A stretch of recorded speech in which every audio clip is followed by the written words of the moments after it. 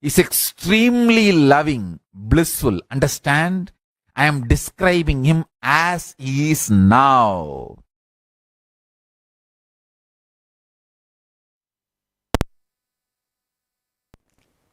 Yes, welcome back. What a way of describing Bhagavan Sri Maha Ganapathi. Listening to the revelations directly from the Supreme Pontiff of Hinduism, who is the very living manifestation of Paramashivam, who is the very embodiment of Maha Ganapathi himself. The very space of Maha Ganapathi simply becomes our reality.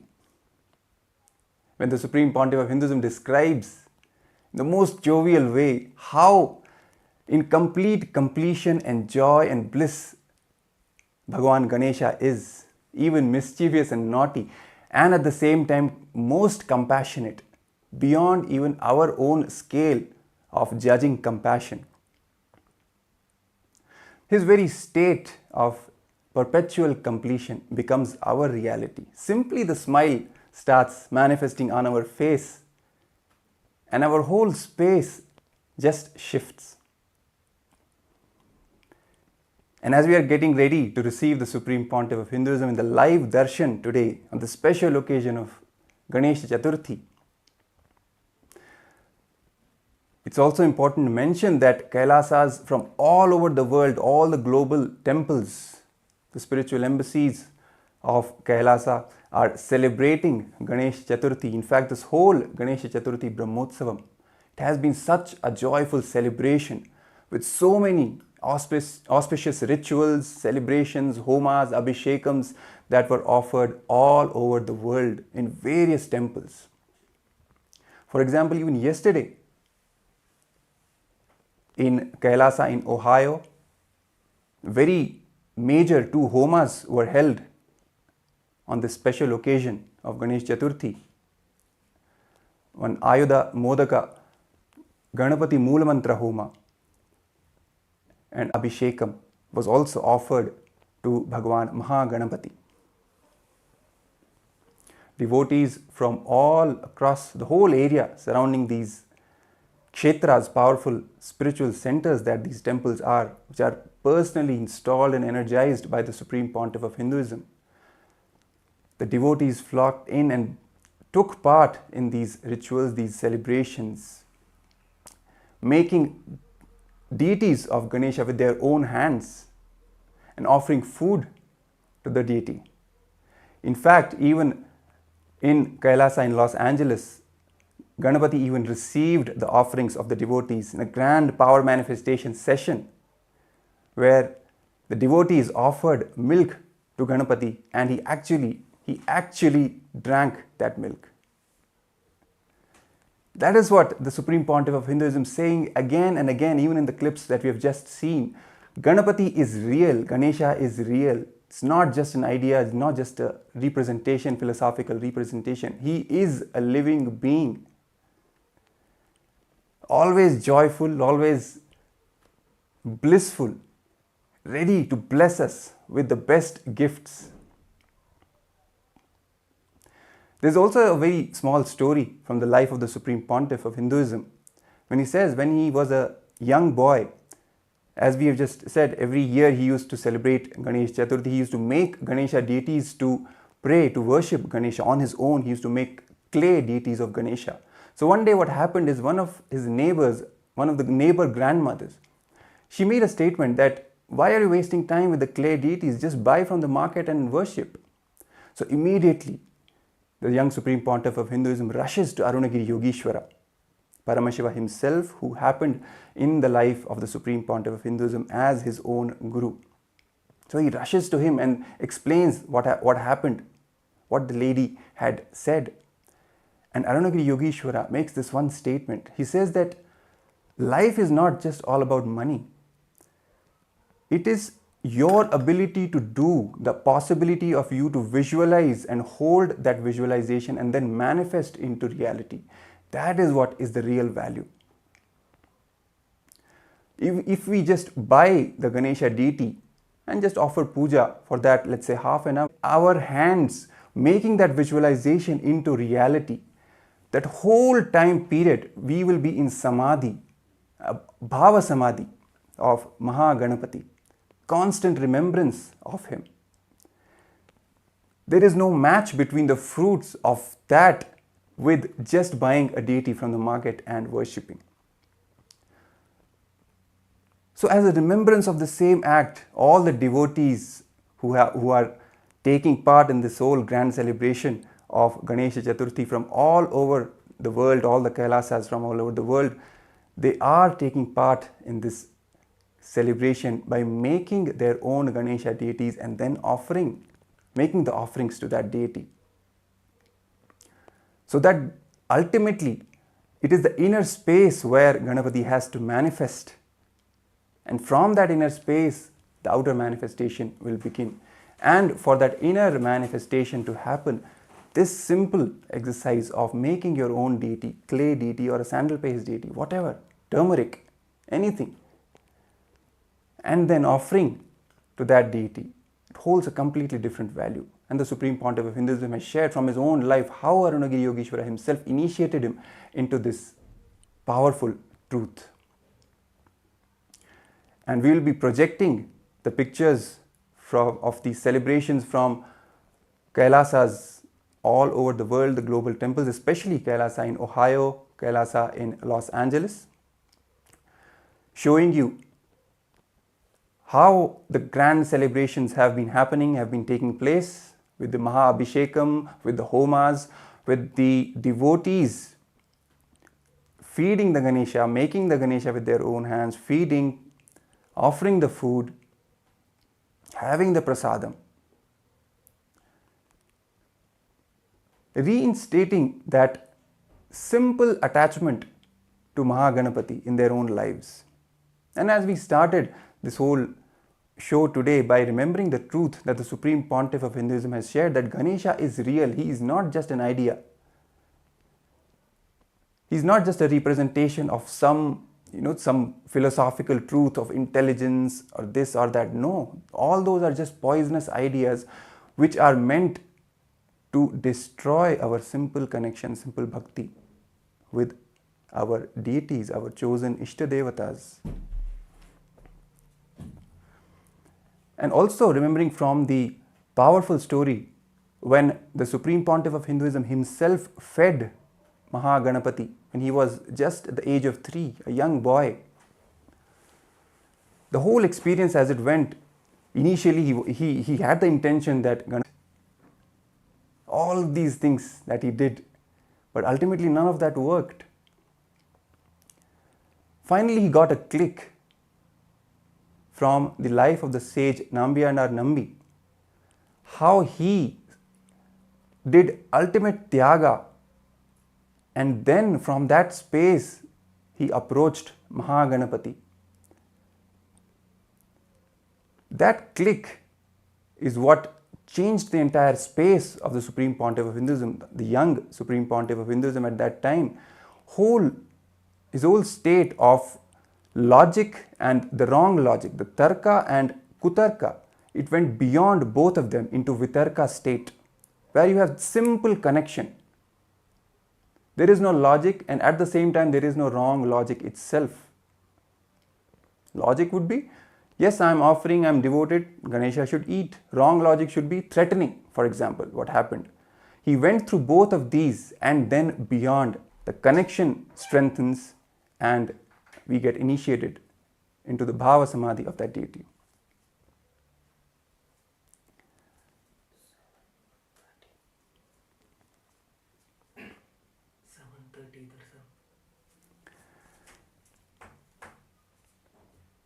So as we are getting ready to receive the Supreme Pontiff of Hinduism, Bhagavan Nithyananda Paramashivam, on this special occasion of Ganesha Chathurthi,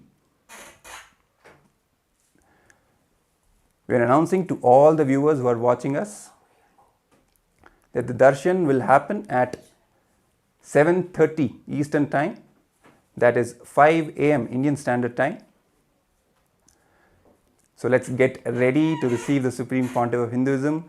Let's have that space of spontaneous completion of simple devotion and vitarka, as we were just talking about. The Supreme Pontiff of Hinduism also shared in one of his discourses, one of his presidential addresses, that the young Hindu youth, the worst thing that has happened to them is the loss of vitarka. Because of the influence of the anti-Hindu forces, the media, entertainment, academia, all of these put together have snatched away that simple connection, that simple love, devotion connection, which goes beyond whatever we know as logic or wrong logic, that vitarka. It is that vitarka that is missing, which has caused a lot of problems, a lot of damage to us. Even when we are connecting to the deities, we think a million times, this is right, this is wrong, what it means, what it doesn't mean, instead of simply understanding that they are real. Let's just talk to them, let's just connect with them, be it Ganesha, be it Krishna. If we read the stories of the great devotees, this one thing, the one thread that is common across all factor and the most powerful factor. And it is only because of this vitarka that the Supreme Pontiff of Hinduism at such a tender age simply manifested, offering his food to Ganesha, and Ganesha simply came and ate. It was a simple belief. Simple, not even belief, it just knows. He just knows. He will come and eat. That's all. That is what the Supreme Pontiff of Hinduism is trying to inculcate in us today, in all of us, the modern day Hindus, especially the Hindu youth, connecting us back to our roots, connecting us back to the deities, to gods and goddesses, giving the statement that they are all real. Just connect with them. They will respond to you. It is He who gives us the confidence that they will respond. And based on that confidence itself, we see devotees all across the globe manifesting left and right. For example, this power of feeding milk to Ganesha. That's how this happened yesterday. Simple vitarka. The vitarka that was initiated by the Supreme Pontiff of Hinduism in all the devotees, in all the disciples. With that vitarka, simply connecting with Ganesha, with Maha Ganapathi, and he comes and receives the offerings that we are making. Let's also watch another small clip of the Supreme Pontiff of Hinduism talking about Bhagavan Sri Maha Ganapathi, sharing some more truths. And we'll come back and get ready for today's grand special Darshan, which is going to start at 7:30 Eastern Time and 5 a.m. Indian Standard Time. So be ready. Let's watch this small clip. Anandeshwari Matyamam Asmadacharya Paryantam Vande Guru Paramparam.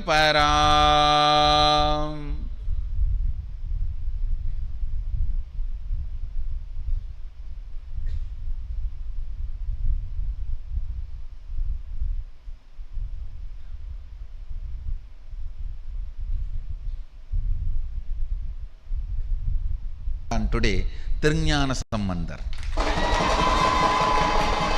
It is Avani Chathurthi.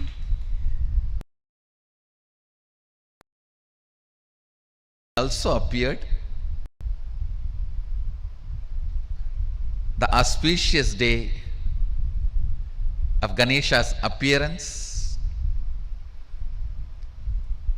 I welcome everyone who is sitting with us through Nithyananda TV, Facebook Live. Parabrahma Swarupi, Sadashiva Swarupi, Maha Ganapathi's blessings on his appearance day. He is gracing in Sarvalankara and 108 Naivedya.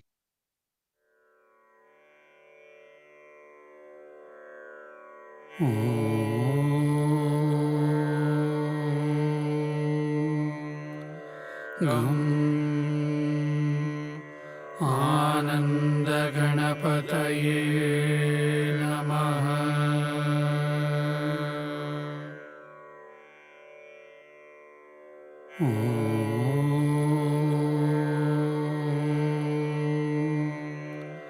गं आनन्दगणपतये नमः।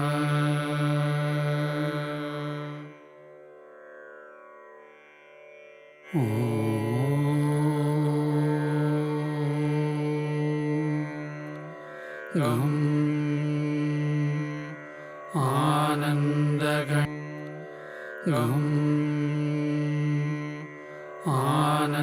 आनन्दगणपतये नमः।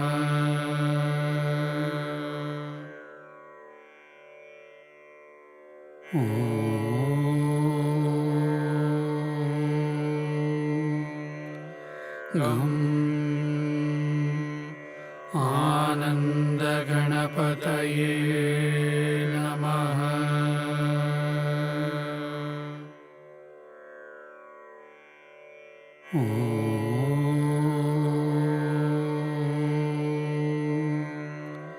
गं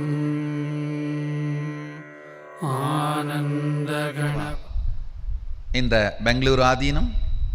So I welcome everyone to join physically or virtually. Ganesha. He embodies, symbolizes spontaneous completion celebration with a big belly and nicely sitting and nicely enjoying food. You can see this very form very clearly shows he's a worry-free guy and no worries, no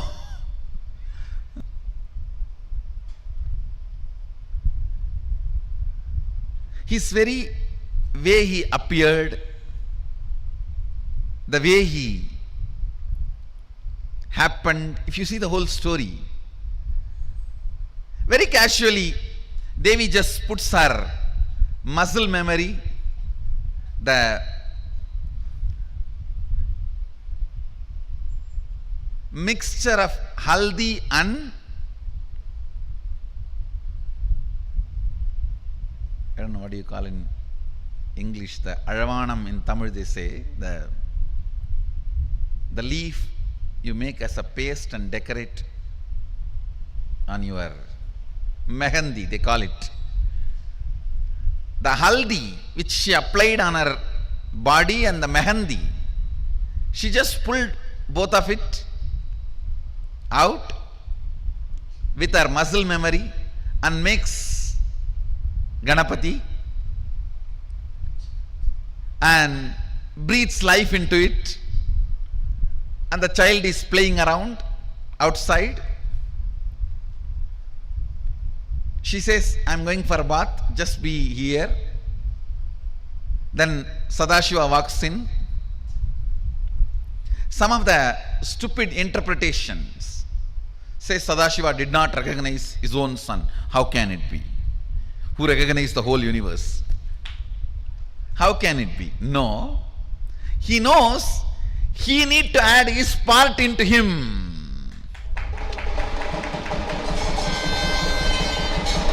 He has to make him complete. He need to add Sadashiva component into him. He was so happy. He just need to add his component. So he playfully picks a fight with him. Hey, who are you? That fellow says, hey, who are you? You are coming to my house. You are asking me, who are you? I am the son of the owner of this house. Who are you? He says, no, I am the owner of this house. I have to go inside. He says, no, my mother is taking bath. You cannot go inside now. Hey, I am the owner of this house. You are not letting me inside. In that playful fight, he removes the ignorance of Adi Ganapathi. Understand? He removes the ignorance of Adi Ganapathi. Because he is made of only the matter, Adi Shakti, Prakriti. Now Sadashiva need to add the Purusha, the bioenergy into it. Devi pulled only her muscle memory and made the body, and biomemory and gave the life. But Sadashiva has to add the bioenergy. So he just removed the ego. Then Devi comes and says, come on, do what you want to do now. Add what you need to add. Then he tells, all right, go and get any head you get. The first head you see, get it. They bring the elephant head. So he fixes person. He will not recognize who he is. So you need to know the whole significance of the story, the whole truth behind the story. Then Ganesha becomes complete. Ganesha becomes a spontaneous completion celebration. Actually, it was early morning, just before Brahma Muhurta. Devi makes Ganesha, and before sunrise, Sadashiva fits the new body, new head, and by sunrise is complete and appears as Maha Ganapathi, and is a spontaneous completion.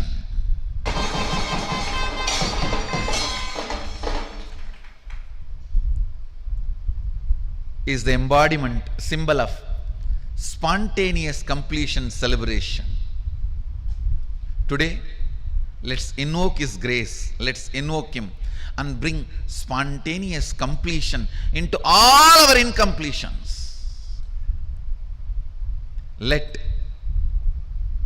your idea about your body be based on completion.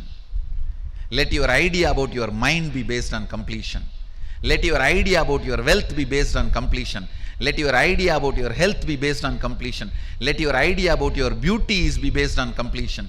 Let your idea about others be based on completion. Let your idea about everything, understand?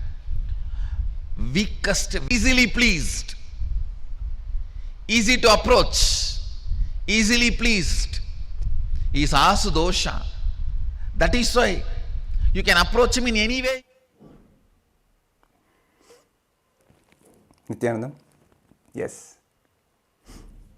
And as we just witnessed this powerful revelation from the Supreme Pontiff of Hinduism, describing the grandeur, the magnificence of Bhagavan Sri Maha Ganapathi, and this intense space of completion that he carries and bestows upon all his devotees, all the disciples who worship him, who approach him with humbleness, with surrender. He just, as the Supreme Pontiff of Hinduism just said, he just blasts all their powerlessness, all their fears with his spontaneous completion. The Supreme Pontiff of Hinduism has again and again stressed upon this truth that completion is the very foundation of our lives. Not even a single moment we should allow any incompletions inside us, any powerlessness inside us. The moment we start allowing incompletions, the moment we start giving legitimacy to the incompletions. So the moment any incompletions come, the moment they arise in us, simply remembering our Guru, the Supreme Pontiff of Hinduism, go through all the, whatever it is, the thoughts, the thought currents to reach any conclusion. No.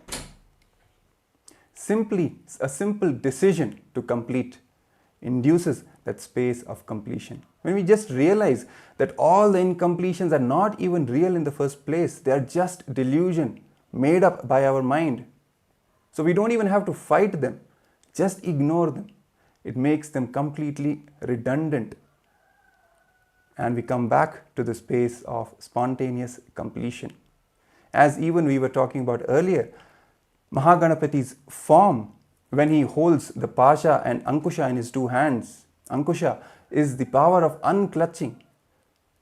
The moment any incompletion arises, simply unclutch from that, and we fall back into the state of completion, of restful awareness. The Supreme Pontiff of Hinduism also shares from the space of Maha Ganapathi, the way he is joyful, he is blissful all the time. We should also be energetic.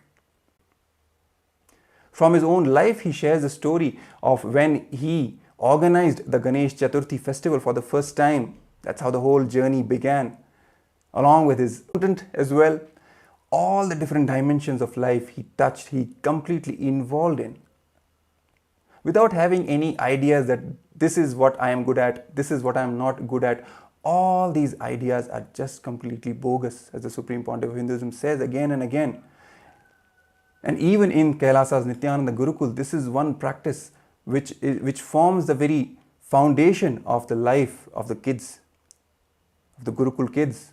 They're encouraged to involve in various activities without any idea of this is their thing or this is not their thing, this is what I am good at, this is what I am not good at. No, that is not even a part of the vocabulary in KAILASA's Nithyananda Gurukul. All the 64 arts, all the kids have to take part in. It's simple sheer involvement in life and manifesting fulfillment in all dimensions, be it creative field, be it logical field, mathematics, academics, sports, anything. Having that complete involvement with energy, with joy, with bliss, it induces completion from moment to moment in our lives, and we see our life expanding, expanding, expanding every moment. This spontaneous completion, this bliss, this joyful expansion and involvement in life is the prasada that Bhagavan Sri Maha Ganapathi gives to all of us. Hinduism initiates us into, when he expresses as a very manifestation of completion itself and makes completion happens in all of us, stressing upon this point how important completion is, how powerful completion is. Not even a single moment of incompletion is worthy of being entertained in our inner space, because it simply doesn't belong there. It is not even real. This power of completion is what Bhagavan Sri Maha Ganapathi, he initiating us into the power of our consciousness, making us realize that we are much more than just this body and mind. We are the consciousness and we have the power over entire Prakriti, entire matter. This power of consciousness over matter, which the Supreme Pontiff of Hinduism initiates all his disciples and devotees into. This is what is the fruit of Maha Ganapathi, directly becoming a part of our inner space. As a fruit, as the very sweetness that he gives to all of us. And even the form of Maha Ganapathi, with the pasha, with the ankusha, with the tusk, the broken tusk in his lower right hand, and the modaka in the lower left hand, all these four things which he holds in his four hands are also a representation of the four tattvas of integrity, authenticity, responsibility and enriching. The pasha, the rope that he holds, signifies the power of integrity, of staying true to our words, whatever words we give to ourselves and to others, fulfilling them. The noose, that is the ankusha, which he holds in the upper left hand, which symbolizes the power of unclutching, also symbolizes the power of authenticity. The broken tusk which he holds in the lower right hand is the power of tyaga, and at the same time the power of responsibility. And the modaka is the enriching, the power of enriching, with which He bestows the sweetness, the best gifts to all of us. So as we prepare ourselves to receive the Supreme Pontiff of Hinduism, today on this special occasion of Ganesha Chathurthi, when the Supreme Pontiff of Hinduism will be gracing us all with the live darshan of instant completion, of spontaneous completion in ourselves, carrying the space of devotion and gratitude as we are preparing ourselves for the darshan. So let us take a short break and we will get back to lead into the live darshan by the SPH.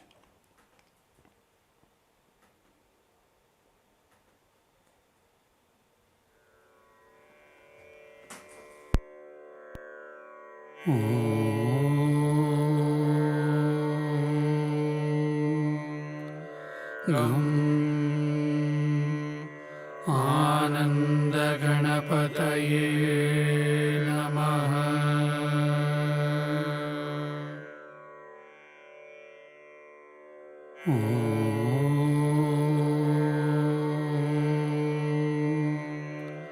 गं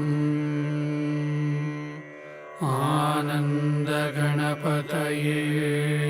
नमः।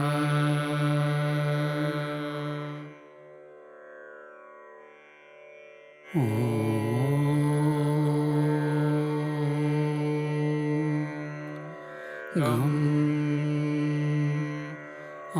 आनन्दगणपतये नमः।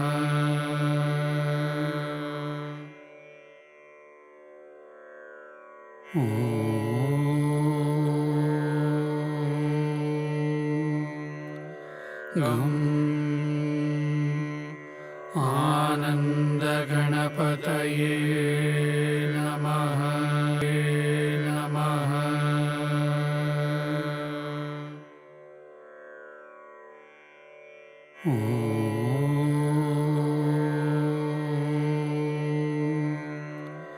गं आनन्दगणपतये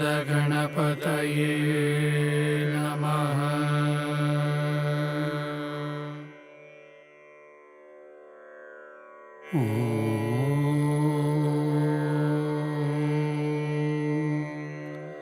गं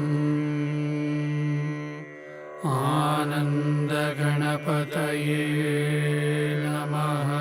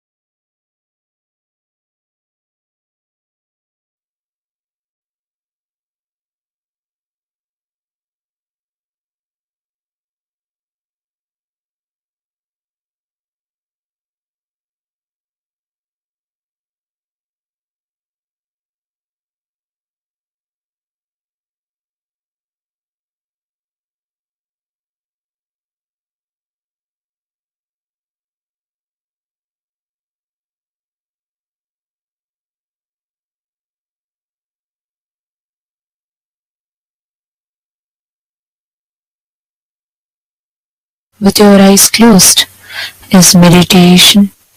Connecting with the divine with your eyes open is darshan.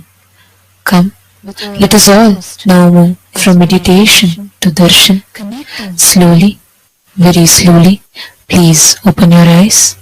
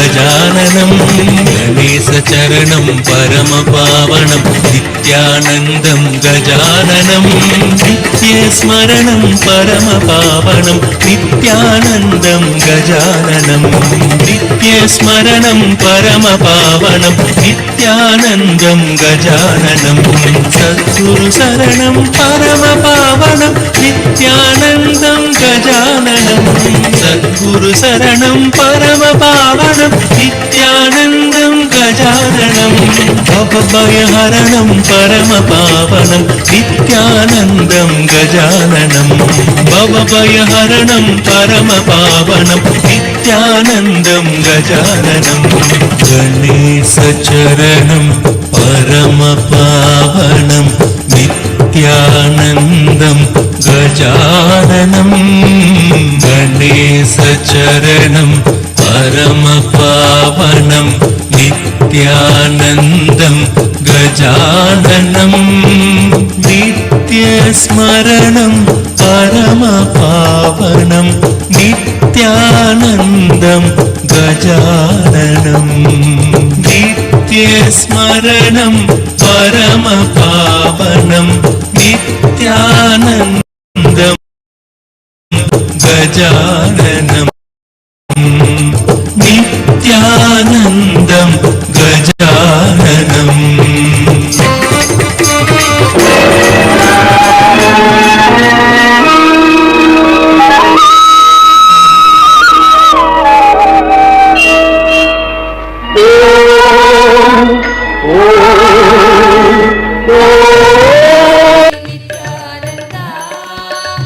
एकदन्त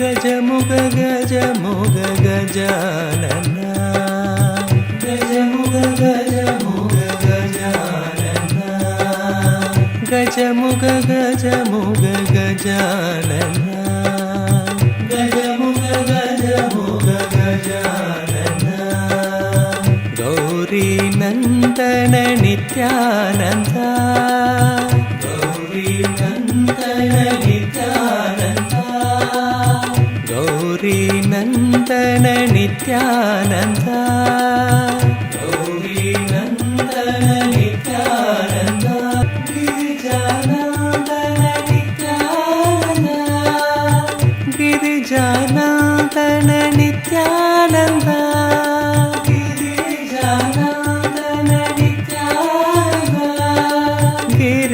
ಗಿರೀಶನಂದನ Nithyananda ಗಿರೀಶನಂದನ Nithyananda ಗಿರೀಶನಂದನ Nithyananda ಗಿರೀಶನಂದನ Nithyananda ಗಜಮುಗ ಗಜಮುಗ Gajanana ಗಜಮುಗ ಗಜಮುಗ Gajanana ಗಜಮುಗ ಗಜಮುಗ Gajanana ಗಜಮುಗ ಗಜಮುಗ Gajanana Gauri Nandana ಗಜಮುಗ ಗಜಮುಗ Gajanana ಗಿರಿಜಾನಂದನ Nithyananda ಗಿರಿಜಾನಂದನ Nithyananda ಗಿರಿಜಾನಂದನ Nithyananda ಗಿರಿಜಾನಂದನ Nithyananda ಗಿರೀಶನಂದನ Nithyananda ಜಾನನ ಗಜಮುಗ ಗಜಮುಗ Gajanana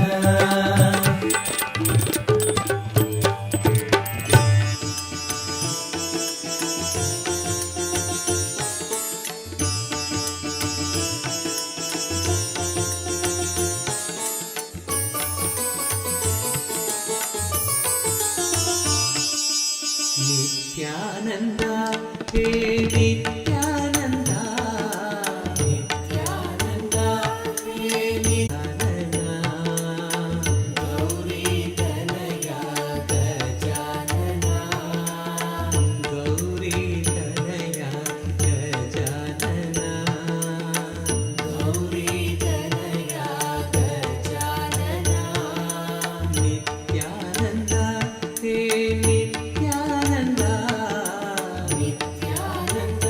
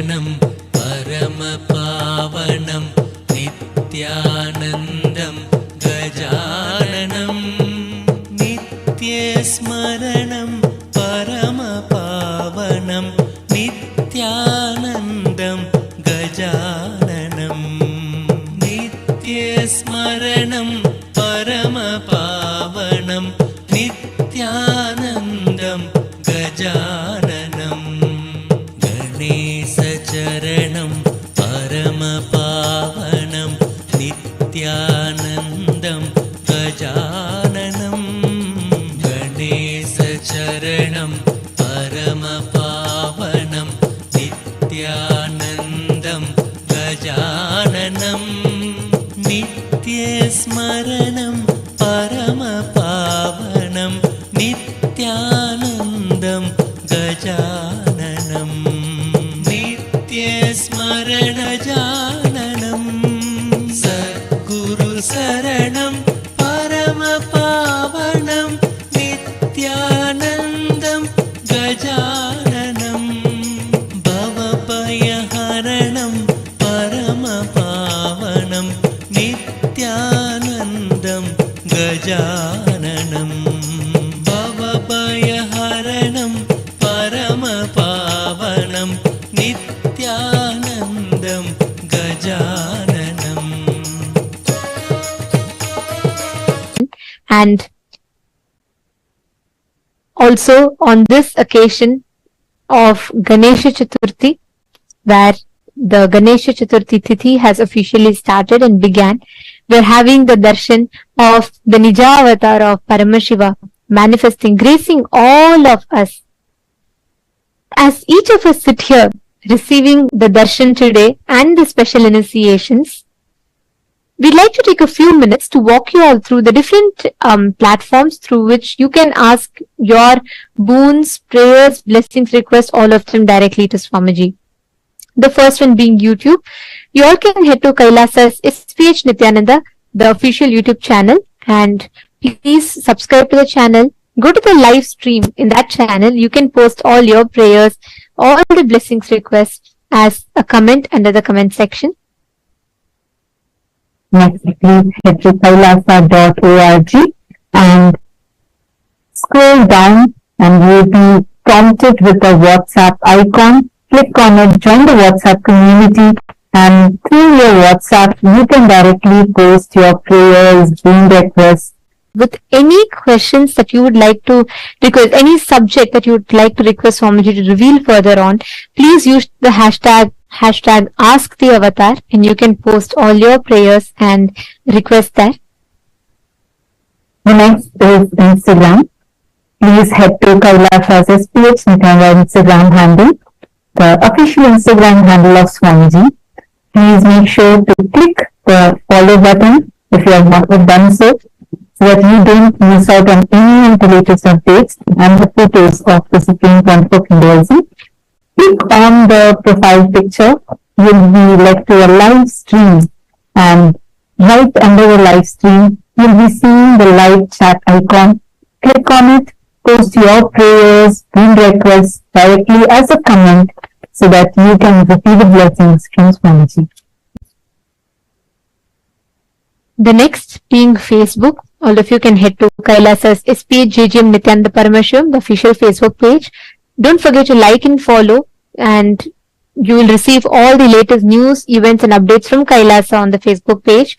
And also you can go to the live stream of that particular Facebook page and you can post all your prayers, all your blessings requests, messages of gratitude and love to Swamiji on that is envisioning through the revival of the responsible democracy of Kailasa, which is already starting to take effect. The immediate effects are starting to take action. So every one of you that are actively voting for in your respective houses of parliament, Raj Sabha and the Chit Sabha, please remember, as the Supreme Pontiff of Hinduism himself envisioned yesterday, the grand vision that Swamiji spearheads all the born Hindus and practicing Hindus.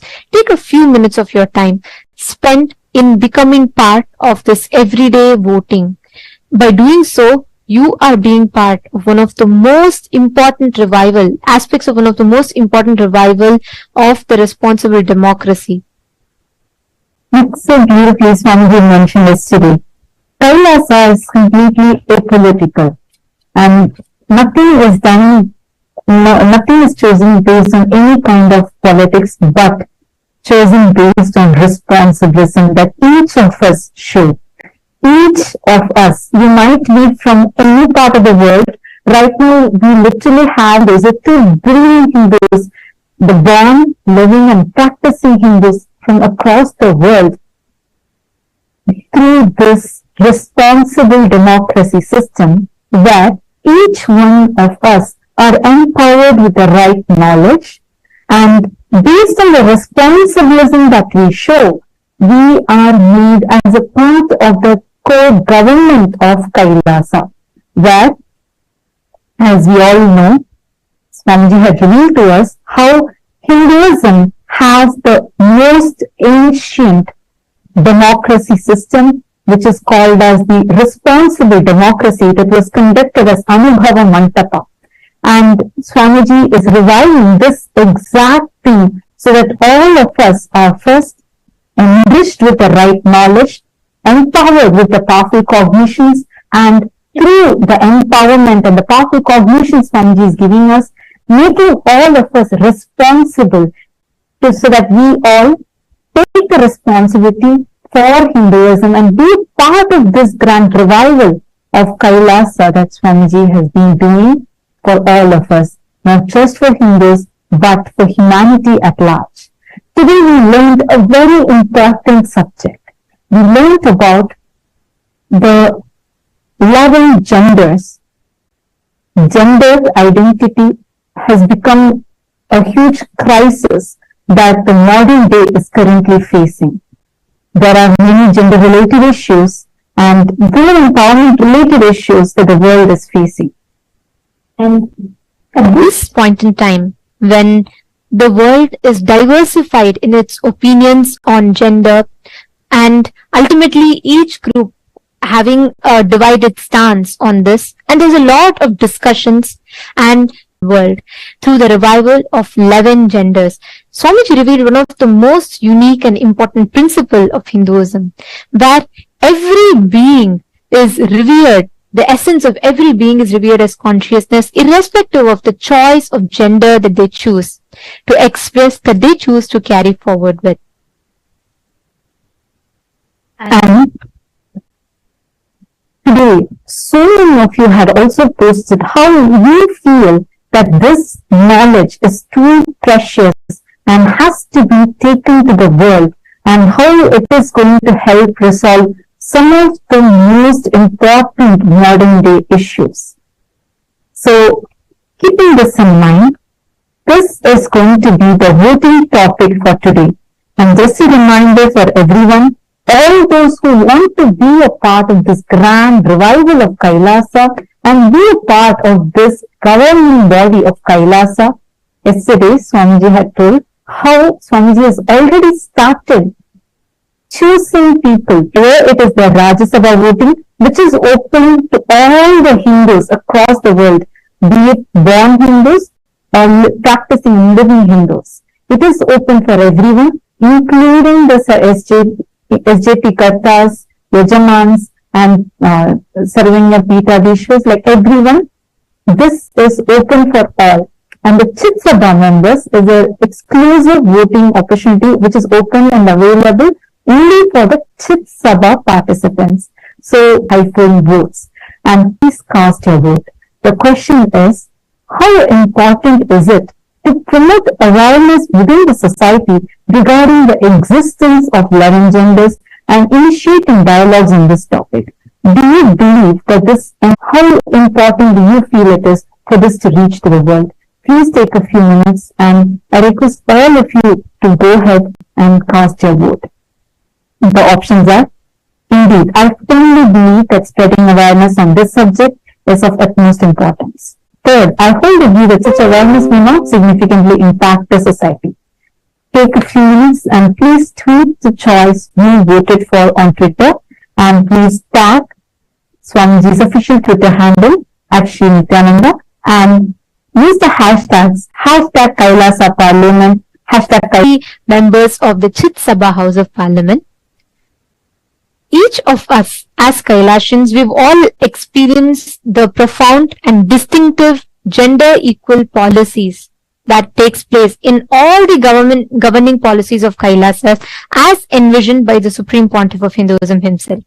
Be it women empowerment, a prime example of which is the fact that within Kailasa, women occupy 80% of leadership positions. And in every which way, Swamiji is reviving in the most unique and profound way gender equality.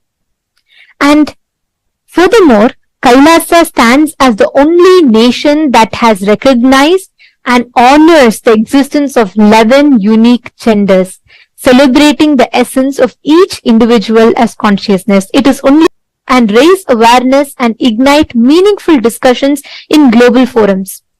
In your opinion, how do you think we can accomplish this?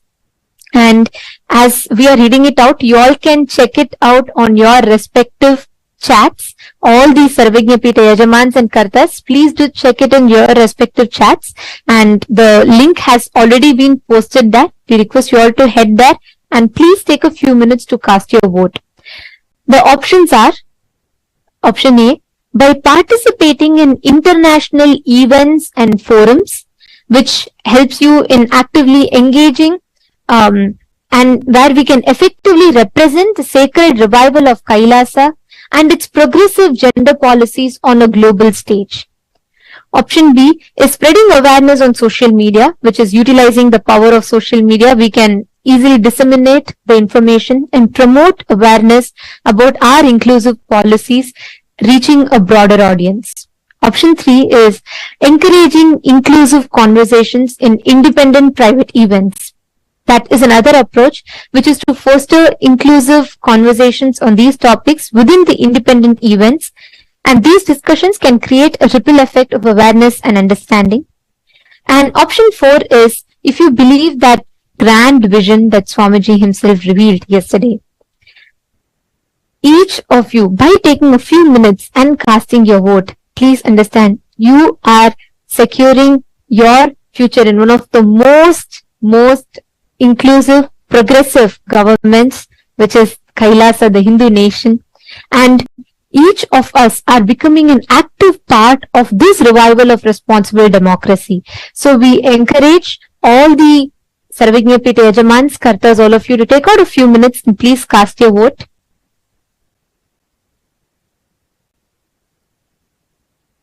Yes. And now let us all continue enjoying the darshan. Let us all continue receiving today's most powerful initiation.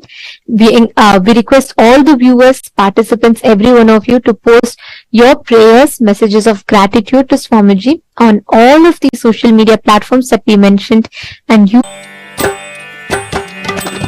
Gajamuga Gajamuga Gajanana Gajamuga Gajamuga Gajanana Gajamuga Gajamuga Gajanana Gajamuga Gajamuga Gajanana Gauri Nandana Nithyananda Gauri Nandana Nithyananda Gauri Nandana Nithyananda Gauri Nandana Nithyananda Gajamuga Gajamuga Gajanana Gajamuga Gajamuga Gajanana Girijanandana Nithyananda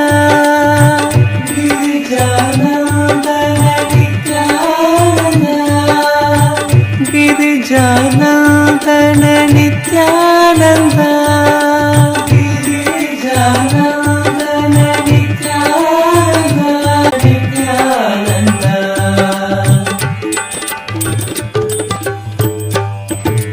Gajamuga Gajamuga Gajanana Gajamuga Gajamuga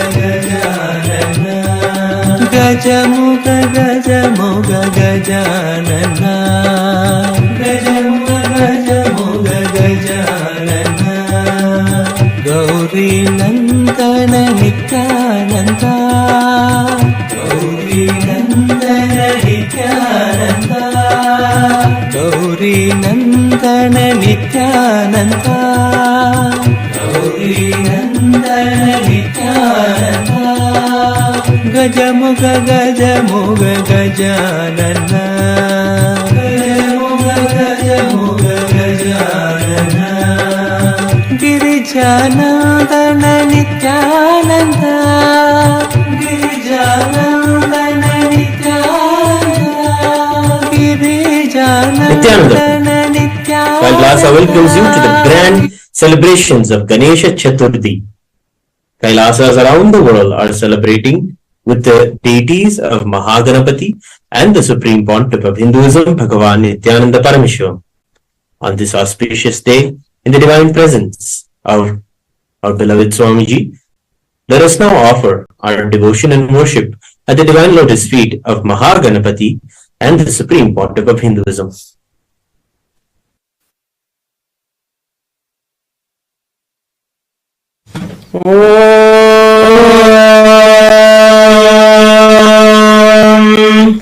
एकदन्तं शूर्पकर्णं गजभक्तं महोदरं पाशाङ्कुशधरं देवं ध्यायेत् सिद्धिविनायकम् ये नमः श्री सर्वदेव देवी स्वरूपाय भगवते श्री नित्यानंद परमशिवाय नमः धूपमाघ्रापयामि ते श्री नित्यानंद परमशिवाय नमः दीपं सन्दर्शयामि अथ नैवेद्यम् ॐ अमृते अमृतोद्भवे अमृतवर्षिणी अमृतं श्रावय श्रावय स्वाहा श्री महागणपतये नमः श्री सर्वदेव देवी स्वरूपाय भगवते श्री नित्यानंद परमशिवाय नमः अमृतं महानैवेद्यं निवेदयामि निवेदनानन्तरम् आचमनं समर्पयामि नीराजनम् ॐ एकदन्ताय विद्महे वक्रतुण्डाय धीमहि तन्नो दन्तिः प्रचोदयात् ॐ एकदन्ताय विद्महे वक्रतुण्डाय धीमहि तन्नो दन्तिः प्रचोदयात् ॐ एकदन्ताय विद्महे वक्रतुण्डाय धीमहि तन्नो हंसः प्रचोदयात् ॐ हंसाय विद्महे परमहंसाय धीमहि तन्नो हंसः प्रचोदयात् श्री महागणपतये नमः श्री सर्वदेव देवी स्वरूपाय भगवते. Today is the first day celebrations of the Sakatla Venkateshwara Brahmotsavam, where we celebrate the very manifestation of Parandhama Venkateshwara Swami. Kailasas around the world have hoisted the flag of the Garuda Dhwaja, and now we will be offering our devotion to Venkateshwara Swami on this first day of the Salakatla Venkateshwara Brahmotsavam.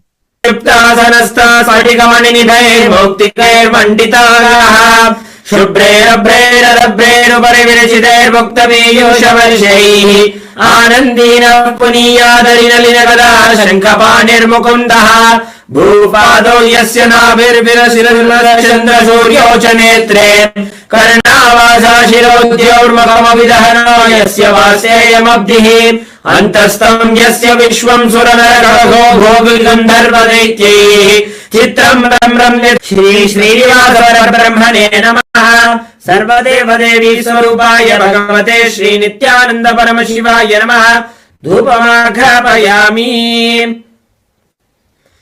अथ दीपः ॐ साज्यं त्रिवर्ति संयुक्तं बन्धिना योजितं मया ग्रहाणमङ्गलं दीपं त्रैलोक्यतिमिरावहम् श्री श्रीनिवास परब्रह्मणे नमः सर्वदेव देवी स्वरूपाय भगवते श्री नित्यानंद परमशिवाय नमः दीप नमः दीपं सन्दर्शयामि अत नैवेद्यम् ॐ अमृते अमृतोद्भवे अमृतवर्षिणि अमृतं श्रावय श्रावय स्वाहा श्री श्रीनिवास परब्रह्मणे नमः श्री सर्वदेवदेवी स्वरूपाय भगवते श्री नित्यानंद परमशिवाय नमः अमृतं महानैवेद्यं निवेदयामि निवेदनानन्तरम् आचमनं समर्पयामि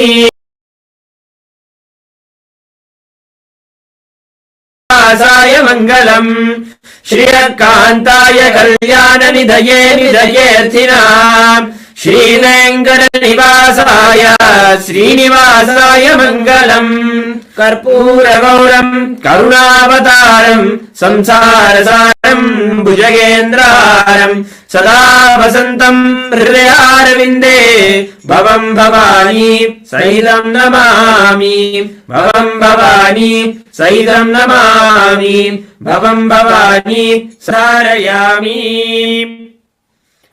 मंगलम् मूल प्रकृति रूपाय परमशिव शक्ति स्वरूपिणे श्री कैलास प्रधानाय नित्यानंदाय मंगलम् दंड त्रिशूल हस्ताय काल काल स्वरूपिणे श्री कैलास प्रधानाय नित्यानंदाय मंगलम् सर्वाभय विनाशकाय शत्रु संहार रूपिणे श्री कैलास प्रधानाय नित्यानंदाय मंगलम् आदिपूज्याय देवाय सकृत्पूर्णत्वरूपिणे श्री कैलास प्रधानाय नित्यानंदाय मंगलम् योग भट्टाभिषिक्ताय राजसन्यासधारिणे श्री कैलास प्रधानाय नित्यानंदाय मंगलम् सार्वभौमैकपत्याय राजराजार्चिताय च श्री कैलास प्रधानाय नित्यानंदाय मंगलम् मंगलम् कल्प परमावताराय नित्यानंदाय गुरवे मंगलम् त्वं स्मृतमहं धन्य मम प्राणमहेश्वर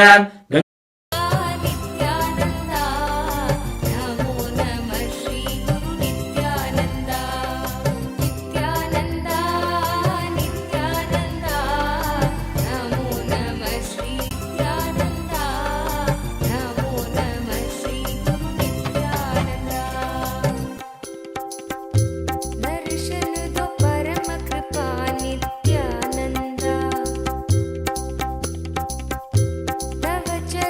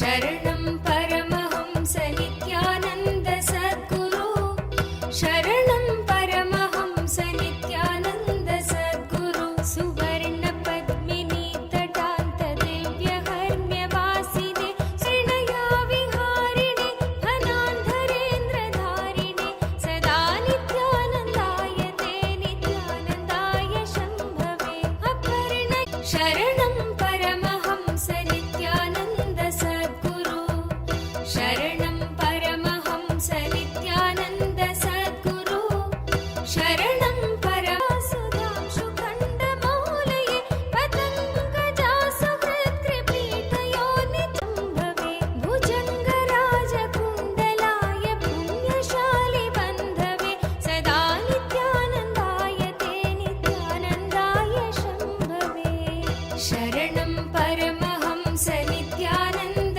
सद्गुरु शरणं परमहंस नित्यानन्द सद्गुरु शरणं परमहंस नित्यानन्द सद्गुरु शरणं परमहंस नित्यानन्द सद्गुरु शरणं परमहंस नित्यानन्द सद्गुरु शरणं परमहंस नित्यानन्द सद्गुरु शरणं परमहंस नित्यानन्द सद्गुरु शरणं परमहंस नित्यानन्द सद्गुरु चतुर्मुखाननारविन्द वेदगीतमूर्तये चतुर्भुजानुजा शरीर शोभमानमूर्तये चतुर्मुखाननारविन्द वेदगीतमूर्तये चतुर्भुजानुजा शरीर शोभमानमूर्तये चतुर्विधार्थदानशौण्डताण्डवस्वरूपिणे सदा नित्यानन्दाय ते नित्यानन्दाय शम्भवे चतुर्विधार्थदानशौण्डताण्डवस्वरूपिणे सदा नित्यानन्दाय ते नित्यानन्दाय शम्भवे शरणं Paramhans As the ultimate manifestation of Paramashiva's Ardhanarishwara Murti, Gajamuga Anugraha Murti. I bless you all with Paramadvaita.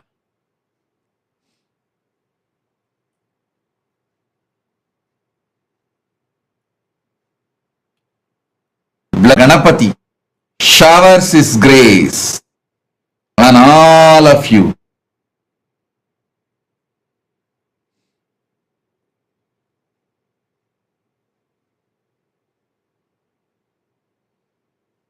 Let all the auspiciousness be on all of you. Sarva Mangala Praptirastu. Sarva Mangala Praptirastu. Sarva Mangala Praptirastu. Ganapati, bless all of you and remove all obstacles. Let you all achieve success in everything. All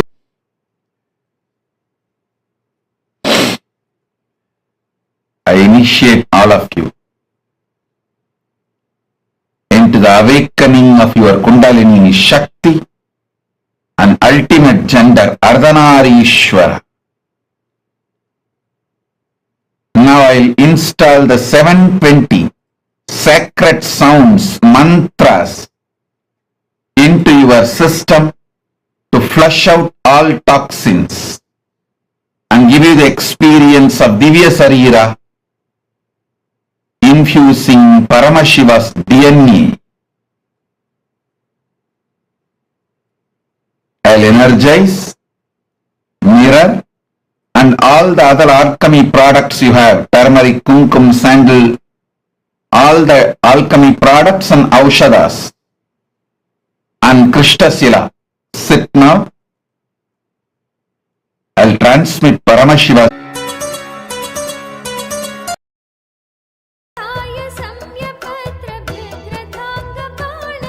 रसाधरेन्द्र चापशिञ्चिनी कृतानि नाशिने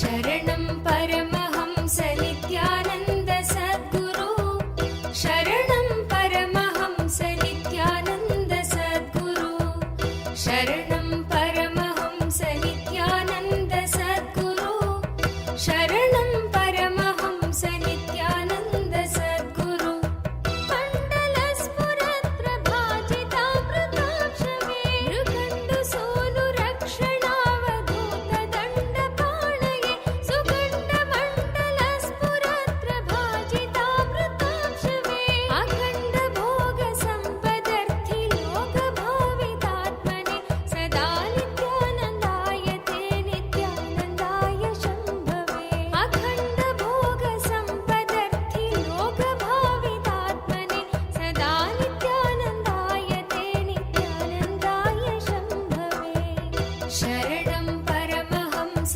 नित्यानन्द सद्गुरु शरणं परमहंस नित्यानन्द सद्गुरु शरणं परमहंस नित्यानन्द सद्गुरु शरणं परमहंस नित्यानन्द सद्गुरु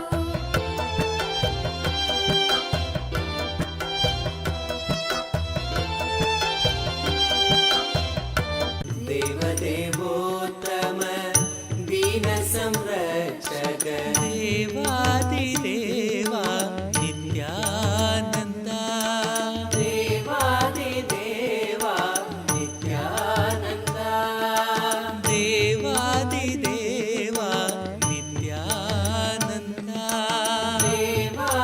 देवादिदेवनन्दा कृपामया श्री नित्यानन्दा कृपामया पतितोदारा पापविदूरा पतितोदारा पापविदूरा पतितोदारा पापविदूरा पतितोदारा पापविदूरा नित्यपुरीशा नित्यानन्दा नित्यपुरीशा नित्यानन्दा सन भस्मोद्भवकर भवभयनाशन भस्मोद्भवकर भवभयनाशन भस्मोद्भवकर भवभयनाशन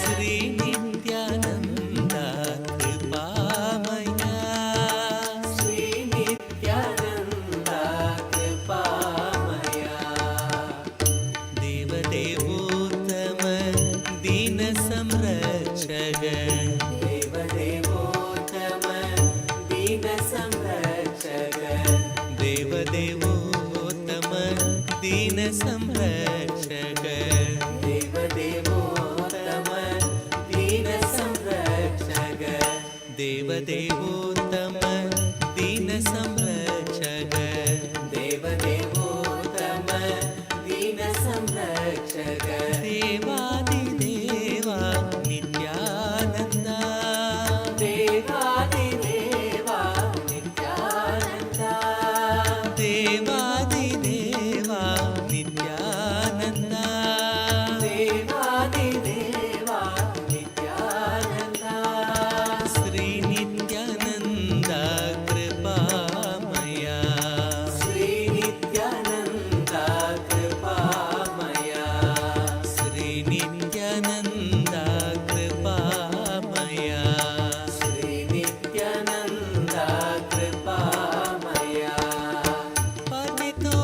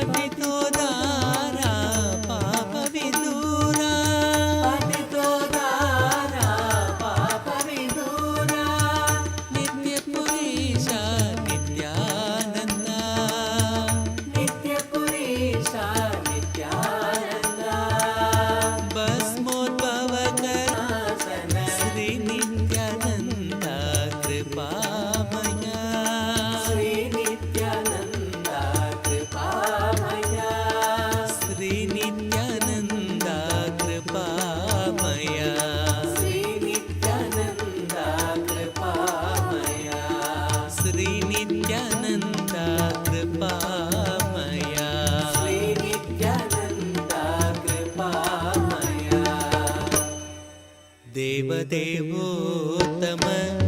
दीन संरक्षक देवदेवोत्तम दारा पाप विदूरा पतितो दारा पाप विदूरा पतितो दारा पाप विदूरा पतितो दारा पाप विदूरा श्री नित्यानंद कृपामया श्री नित्यानंद कृपामया श्री नित्यानंद कृपामया देवदेवोत्तम दीन संरक्षक देवदेवोत्तम दीन संरक्षक देवादिदेवा नित्यानंदा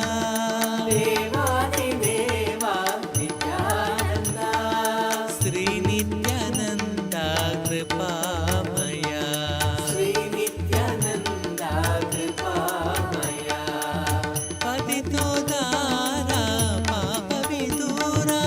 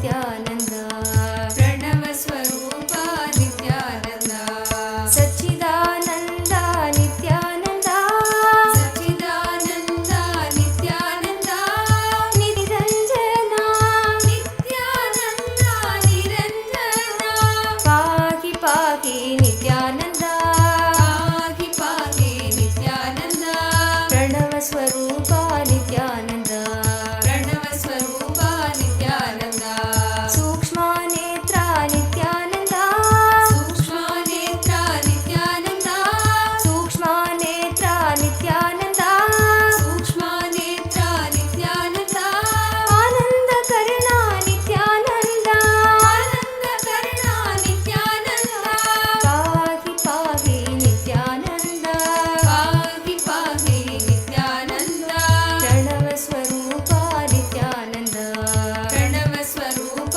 नित्यानन्द चिन्मय मुद्रा बोधन चतुरा चिन्मय मुद्रा बोधन चतुरा योग मुद्रा समाधि पाला योग मुद्रा समाधि पाला सच्चिदानन्द नित्यानन्द नित्यानन्द निरञ्जना नित्यानन्द निरञ्जना पाहि पाहि नित्यानन्द पाहि पाहि नित्यानन्द प्रणव स्वरूप नित्यानन्द प्रणव स्वरूप नित्यानन्द प्रणव स्वरूप नित्यानन्द प्रणव स्वरूप नित्यानन्द प्रणव स्वरूप Nityanand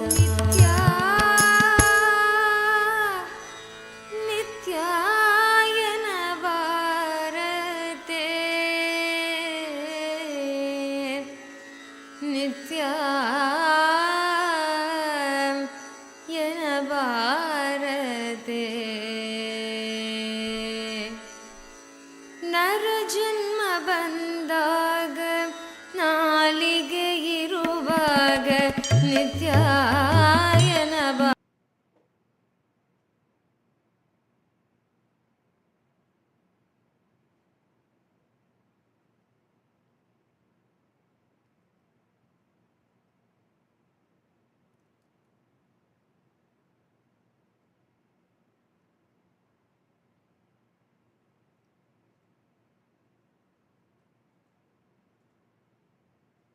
Jin Yang, I accepted your Tulabara Seva, blessings for you. I accepted your gratitude and I accepted your Pada Puja. My blessings for your daughter Meera Ven. I'll completely heal her. Yin Yang, I'll completely heal your daughter Meera Ven. My blessings for your whole family. I'll shower you with oneness. I give you all the 6 boons you want. I'll shower your husband with wealth and EB5 investments will be returned. I'll take care. Don't worry. Yin Yang, I'll shower you with love, completion, fulfillment. Tatast. Liao Feng Chi. Liao Feng Chi. I accepted your Tulabaram and I give you all the 7 boons you want. You will have a completion and enlightenment. You will have wealth and abundance. You will become Sarvanyapitakarta. And I'll make KAILASA in Taiwan happen. My blessings for your husband Chen Jian Sheng and the Navanida Tulabaram you offered during Krishna Janmashtami. I'll fill you with auspiciousness. I'll shower you with wealth.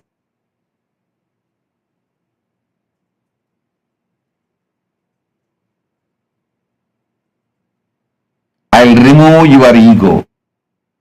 Asutosh Sharma, don't worry. I'll remove your ego, give you oneness. You will become Sarvanyapitakarta. Blessings for your spouse Swaranima. Blessings for Swarnima, and you will live enlightened life. Asutosh Sharma. Tatas. Michelle Shu, my blessings. I accepted your Pada Puja. I shower you with Sarvanyatva, knowledge, enlightenment, success, blessings for your mother, Guo dear. So I will heal your heart, blood pressure, kidney, and all obsessive patterns. I will shower you with wealth, make you Sarvanyapita Karta. Above all, I will make you enlightened. I will always be with you and shower you with all auspiciousness.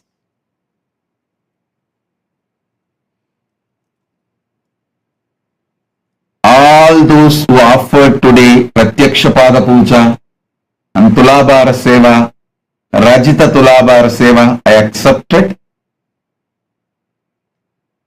my blessings. I will respond to each one of your prayers and bless each one of you individually in next further satsangs. Today, I am blessing all of you by accepting your gratitude, devotion, Pada Puja, Tulabhara Seva, everything. I will also respond and bless every one of you individually, your prayers in further darshans every day. My blessings.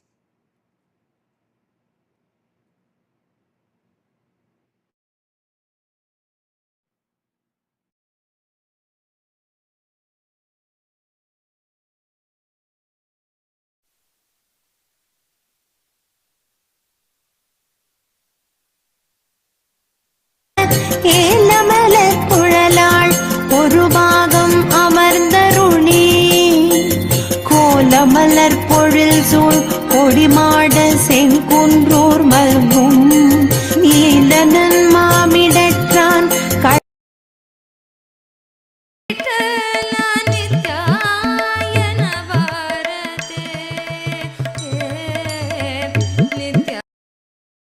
Meenakshi सुन्दरेश्वरा भिन्नस्वरूप परशिवपुत्र रत्न कुमार गुरुमण्यतुल्यावतार श्रीपार्वती स्तन्यपानलीयमान छत्रचामर श्रीचिह्नकाहलादि समस्त बिरदावल्यलङ्कृत ज्ञान विज्ञान चक्रवर्ती सर्वजन संघ सद्यो निर्वाण दीक्षा व्ययापवर्गवर्ष विश्राण जीमूत परमत कलभ केसरी शैव सिद्धांत स्थापनाचार्य श्रीराजाधिराज पांड्य महाराज गुरु क्षपण शाक्यादि महांधकार निवारण बंध देशिक स्वामी वागीश सुंदर माणिक्य वाचक स्वामिनां अवतार भूत श्री ज्ञान संबंध स्वामी पुनरुद्धृत श्यामला पीठ सर्वज्ञ पीठ त्रिनवत्युत्तर द्विशततम गुरु महासन्निधान अरुणगिरि योगीश्वर परंपरागत अरुणाचल सर्वज्ञ पीठ गुरु महाकल्याण नित्य रजित कैलास परंपरागत आदि कैलास नित्यानंद पीठ महासंस्थान महासिंहासन पीठ कर्तः साक्षात् श्री परमशिव समुद्भूत कैलास परंपरागत वैवस्वत मनु इक्ष्वाकु हरिश्चंद्र भगीरथ श्रीरामचंद्र शूरसेन इत्यादि अनवच्छिन्न सार्वभौम चक्रवर्ती परंपरागत चतुष्षष्टि योगिनी मंडित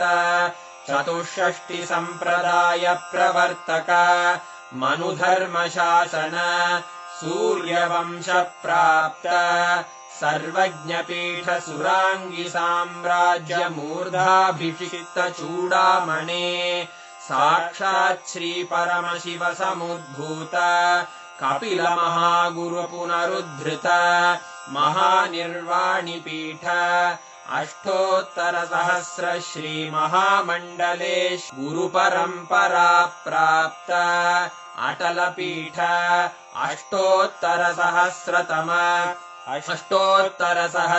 श्री अटलपीठाधीश्वर धर्ममुक्तिस्वर्गपुरस्वर्णपीठ त्रयोविंश गुरुमहासन्निधान कैलासपरम्परागत आदिपीठ सर्वज्ञपीठ जगद्गुरो श्रोत्रिय ब्रह्मनिष्ठ श्रीमज्जगद्गुरु श्रीलश्री भगवच्छ्री नित्यानंद परमशिव श्री ज्ञान संबंध देशिक परमाचार्य स्वामिन् अत्रागत्य परिपाल्य च अस्मान् विज्ञान वितरणेन विजयी भव जय जय।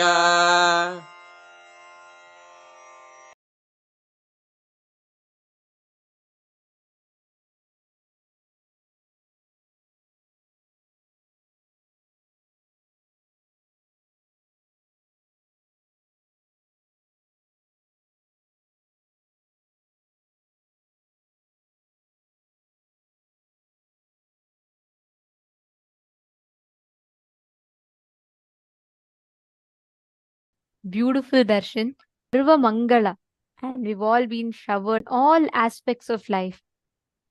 Today's darshan was one of the most important and most beautiful darshans. And if any of you have not yet voted, please take a few minutes.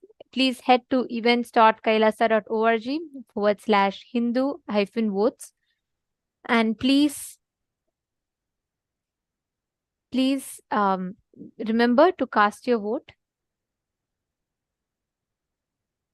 I request every one of you to take a few minutes and share with us, how did you enjoy the darshan today? How did each of you enjoy the darshan today? The most powerful, the most beautiful, I should say, whenever Maha Ganapathi happens, Swamiji tells he is the embodiment of that ultimate bliss, that ultimate manifestation of ultimate auspiciousness and bliss. And right now, right after we've all received the darshan of Vignaharta, Maha Ganapathi, let us all sit now, connect to Maha Ganapathi. Each one of us right now, we all can have the experience of that ultimate oneness, boon and blessing from Swamiji himself directly. Just sit now, connect intensely. Swamiji has initiated all of us to be able to manifest the powers using the alchemy products, right? Just right now, we all can manifest. Sit. Sit with your head, neck and spine in a straight line. Connect to Swamiji. All of you who have received your alchemy products energized, as we all were guided in the morning, please apply the Aushada. Make sure you're applying the Jnananjana, Aushada, turmeric, whatever there is. Apply that on the mirror. Make sure you're applying that as 3 dots on your forehead and on the temples.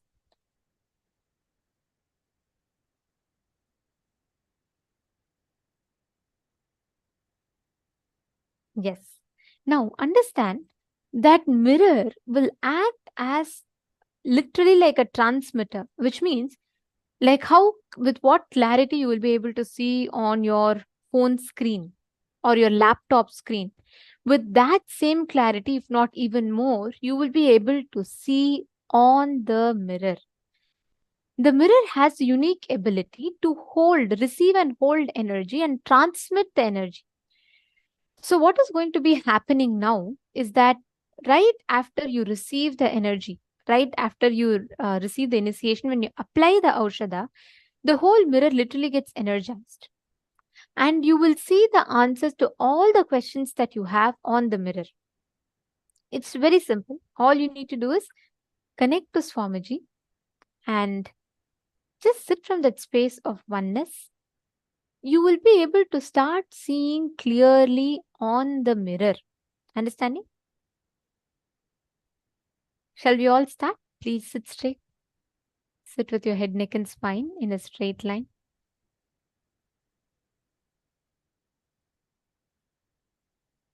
Now, intensely chant the Mahavakya.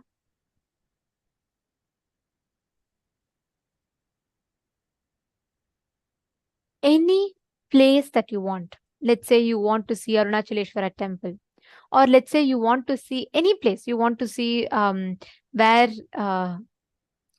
the temple of Chidambaram is, or you want to see Kailasa, Los Angeles, you want to see Adi Kailash banyan tree. Any place that you want, you can scan through your third eye and you can have the darshan of it beautifully on the mirror. You will be able to see it with crystal clarity. First, make sure you're applying Aushadha on the mirror fully. Apply Aushadha on the 3 points on your forehead. Can I request each of you to please confirm once you've applied?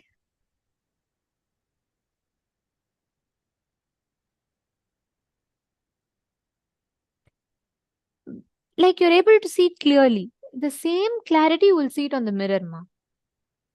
And it will actually intensify because it is not on your capability. It is completely the mirror's ability to project whatever you want to see. The moment you create that strong will consciously, it will actually appear on the mirror. You will be able to see it. Come on, can I request every one of you to please have the mirror?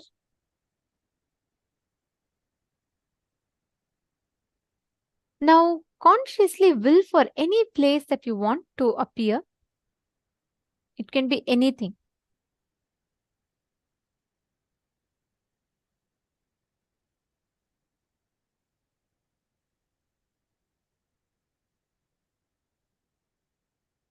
Yes. Sanjay over here, if you've already voted, you don't need to worry. If you voted once, that's enough.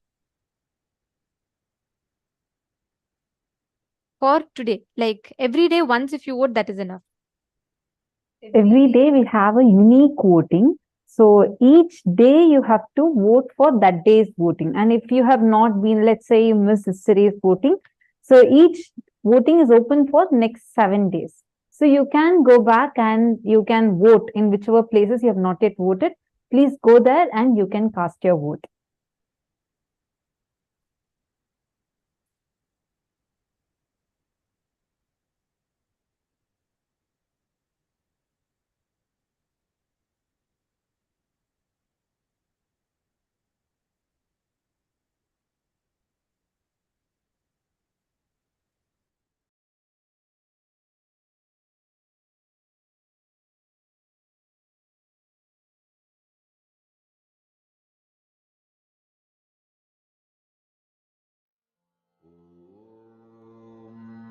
Nithyananda Paramashivam Om Nithyananda Om Nithyananda Paramashivam Om Nithyananda Paramashivam Om Nithyananda Paramashivam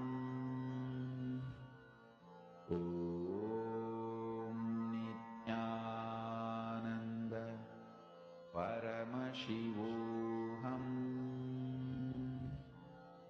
Om Nithyananda Paramashivam Om Nithyananda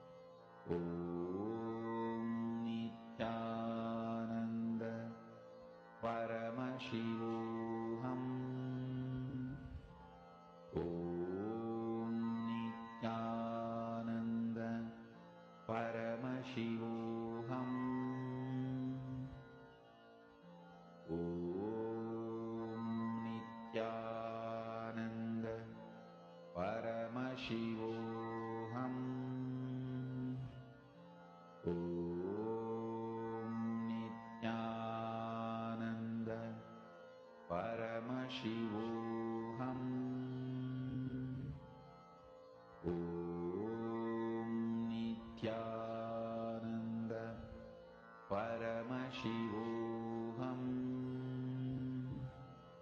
Om Nithyananda Paramashivoham. Om Nithyananda Paramashivoham. Om Nithyananda Paramashivoham. Om Nithyananda Paramashivoham. Om Nithyananda Paramashivoham.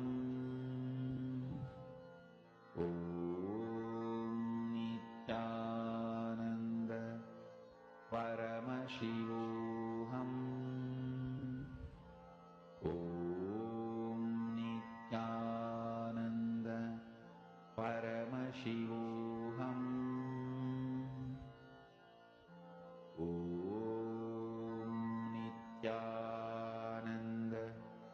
Paramashivoham. Om Nithyananda Paramashivoham.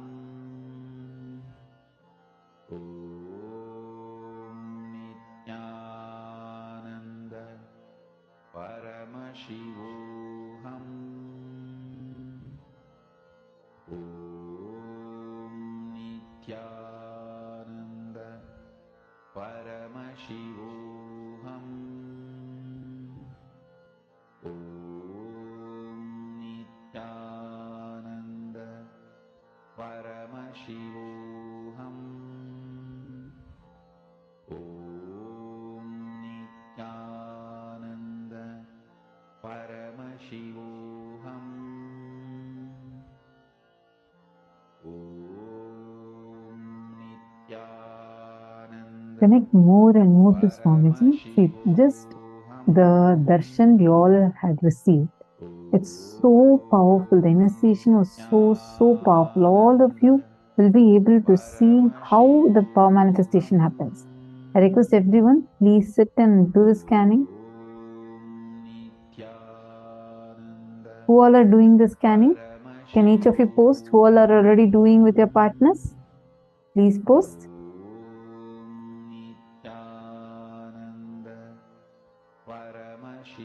Masonia Rao, if you're not able to find a partner within the program, you can find someone who's outside of the program. But please sit and do it now. I request every one of you to do. If you are already doing the power manifestation, please put yes on the chat. See, this is a very important time that we have, which is right after the darshan. So it's very powerful. Swamiji has just initiated all of us. I request all of you to please sit and do the power manifestation.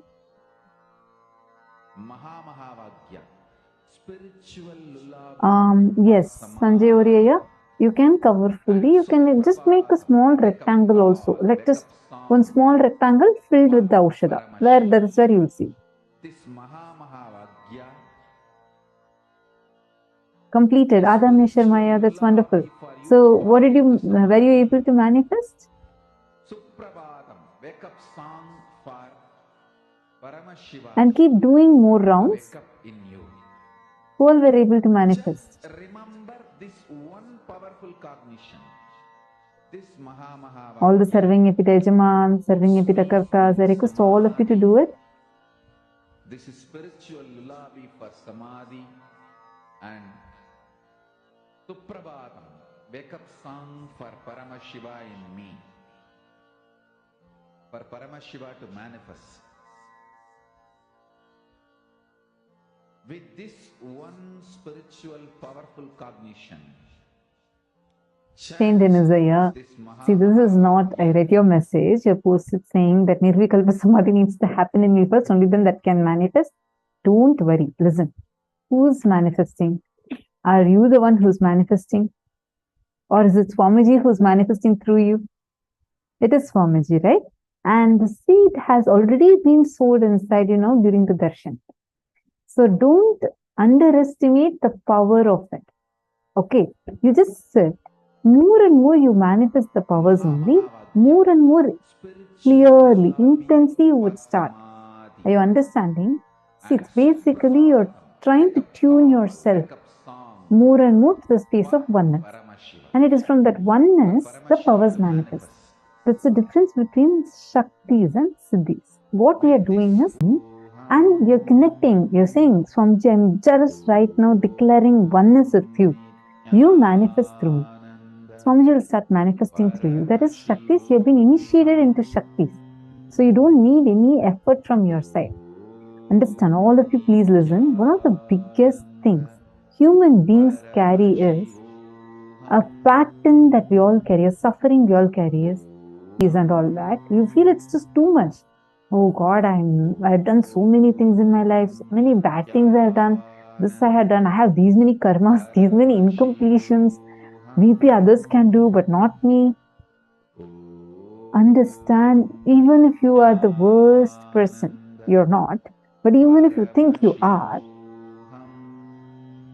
don't worry, that does not matter, because here your qualification is not required. That one pattern stops us from manifesting Paramashiva through us. Swamiji does not choose the qualified. He qualifies the chosen. Sit now. Let Swamiji to flow through you and manifest. Come on, all of you please sit. Please pair up. Do not waste time now. This is a very precious time. All of you just pair up here within the room.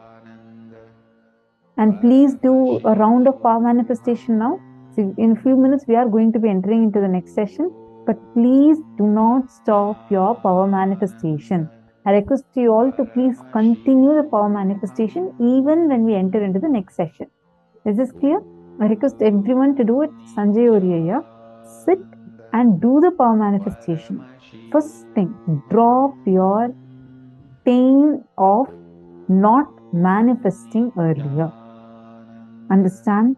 Will arrogance says, I want to sit now. If I manifest now, then I manifest. If not, this will not work for me. Will persistence says, I decide to sit till I manifest. Switch to will persistence, you'll definitely be able to manifest.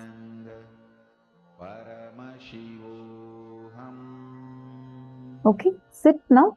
I request all of you to sit and do the power manifestation. See, there's a very nice story.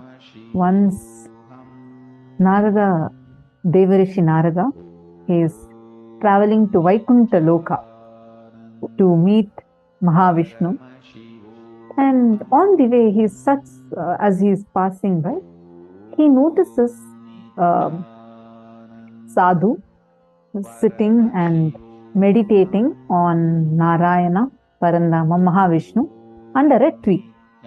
So as he passes, this sadhu immediately sees Narada is going, and he goes and prays to him. Narada, are you going to be meeting Mahavishnu? And he says, yes, I'm going to be meeting Mahavishnu. And so the sadhu says, can you do a small favor for me? Look, I have been meditating. Last 10 years I have been meditating. And I really want to have his darshan. Please can you ask Bhagavan when I can have the darshan of Mahavishnu? When I can have his darshan? Narada smiles and says, okay, I'll go ask and I'll come and tell you. He says so, and he starts continuing to walk. And then in some more distance, there's one more guy. There's another tree, and under that, this guy is also Paramashivoham.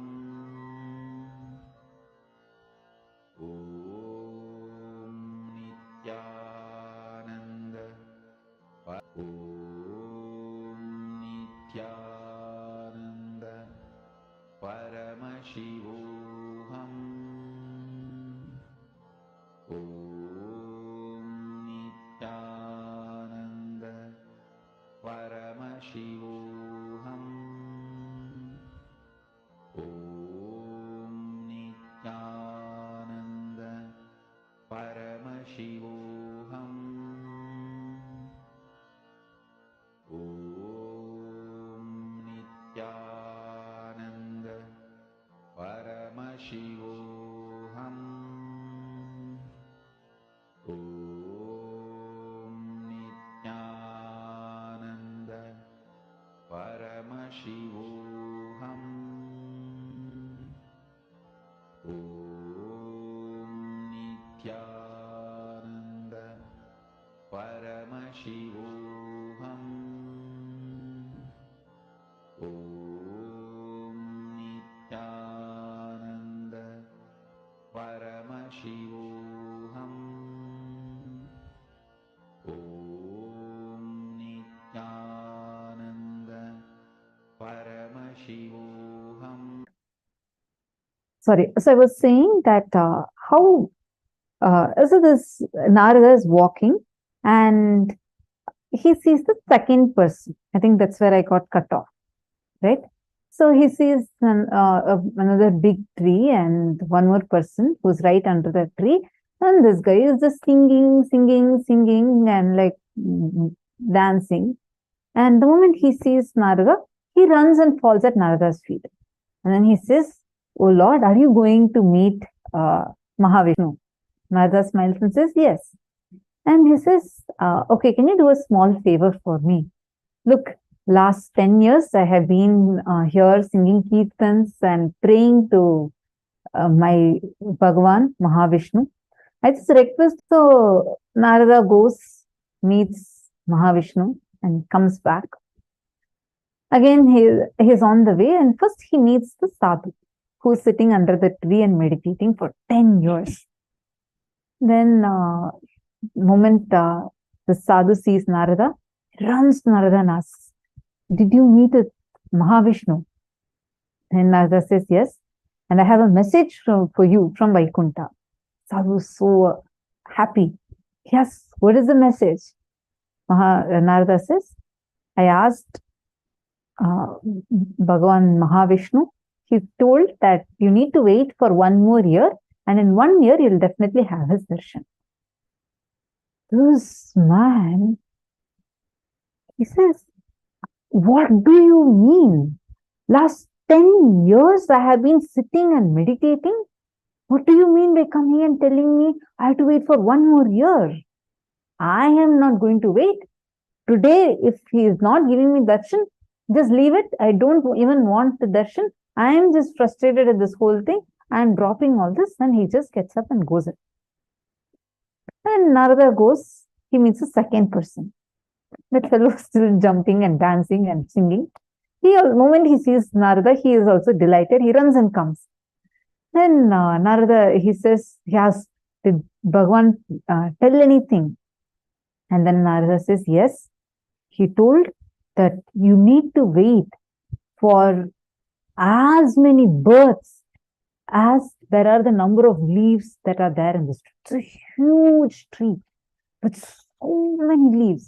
And Narada says, so Bhagavan told that you should be waiting till all these trees, you take the number of birds, as many leaves are on this tree. Narada was expecting this fellow is also going to get frustrated and go. But on the contrary, this fellow started jumping even more and dancing. He dances. Narada is puzzled. That first person at least had to wait only for 1 year. Here, Bhagavan has told him to wait for so many births, not even years. What happened? Why are you jumping and dancing? He says beautifully, "I am so happy that at least Bhagavan told that he is going to give me darshan at least in one of the births. So I am so happy that I have a confirmation of going to receive his darshan." That moment he told that and starts dancing, all the leaves in the tree falls, and immediately Bhagavan Mahavishnu appears and gives him the darshan. Understand? This is life. The moment you feel that you will wait forever for the divine to manifest, and just drop your frustration, drop all the incompletions that you're holding on to, the will arrogance you're holding on to, you will see all that so-called obstacles that are there in front of you would just melt. Immediately you'll see the breakthrough happening to you. Instead, if you hold on to will arrogance and you say, now I need to get it. If I don't get now, this does not work. We will be like the first sadhu. So the choice is yours. You make the decision. How do you want to be? Do you want to manifest the divine now through you? Then decide immediately that let me manifest him. Let me sit as long as it takes. I am ready for it. I will not move till he manifests. You will see that decision will immediately make him manifest through you. How many of you want to switch to will persistence?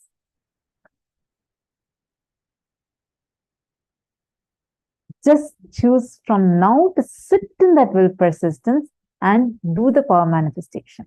All right, now let's go to the next session where Swamiji is going to explain a very important revelation about how to move from lust to love. Let's listen to the revelation now.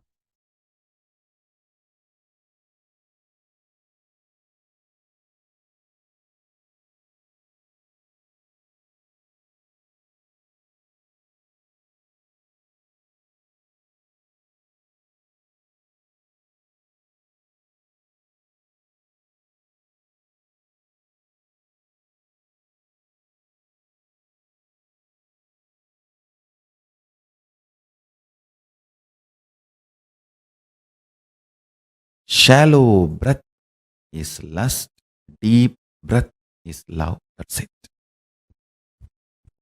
Existence is alive just like you, and it breathes just like you. Whenever there is a shallow breath, the insecurity your system feels makes you feel lusty about your body, your identity, your emotions. Understand the primal lust is lust towards your body, your identity. Then it extends to lust towards wealth, other person, and all, everything. The primal existence of the lust is fundamentally short of breath. Short breath and short of breath, the insecurity generated by it. I am making a simple equation. Nothing else. Deep breathing, long breathing will create such space in you. Simply, you will be in love with you, with everything and overflowing. Lust is nothing but short breath, short of breath, and all the incompletions, insecurity generated along with short breath. Understand? I am not going to ask you to have a deep breath. The moment I reveal this secret and understanding, you will start having deep breath. That is Jnanapada. The solution should be as simple as breathing. Listen carefully. Just today, one of my disciples was asking me, Swamiji, one very important question. You are a macrocosm, and you have come down into this body as microcosm. How do you feel?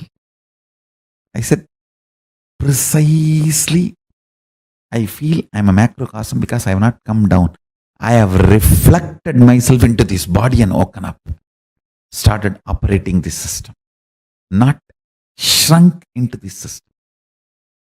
This system is not exclusive of me, it is inclusive of me before the system was created, during the system was functioning, after the system stops functioning.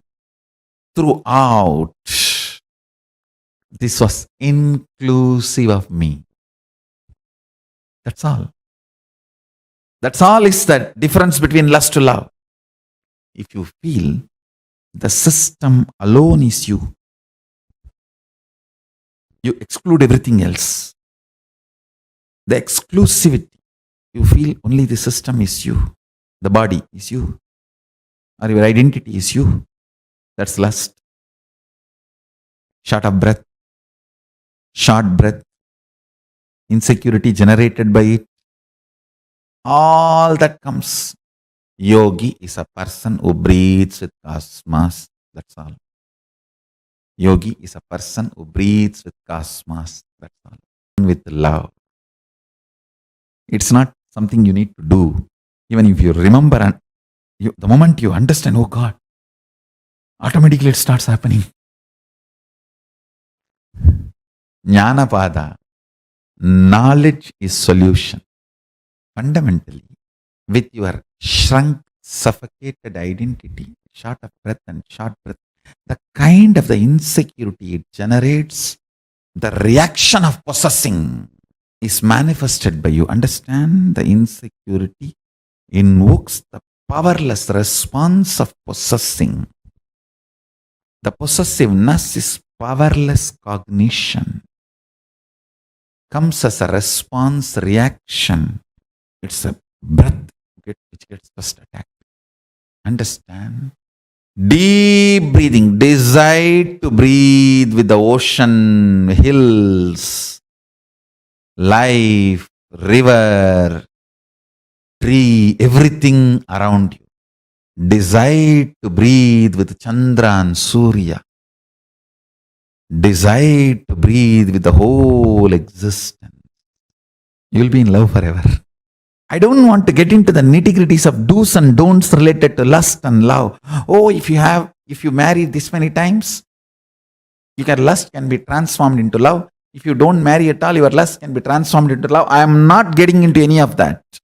I am not getting into the lifestyle related details of lust to love. I am straight getting into the jnana pada of lust to love. Understand? Jnana pada means just by knowledge you are liberated. No rules are given, no practices are given, no techniques are given, no methodology is given. Straight by listening to the truths you are liberated. That's it. At the most, very rarely you may be asked to contemplate. That's all.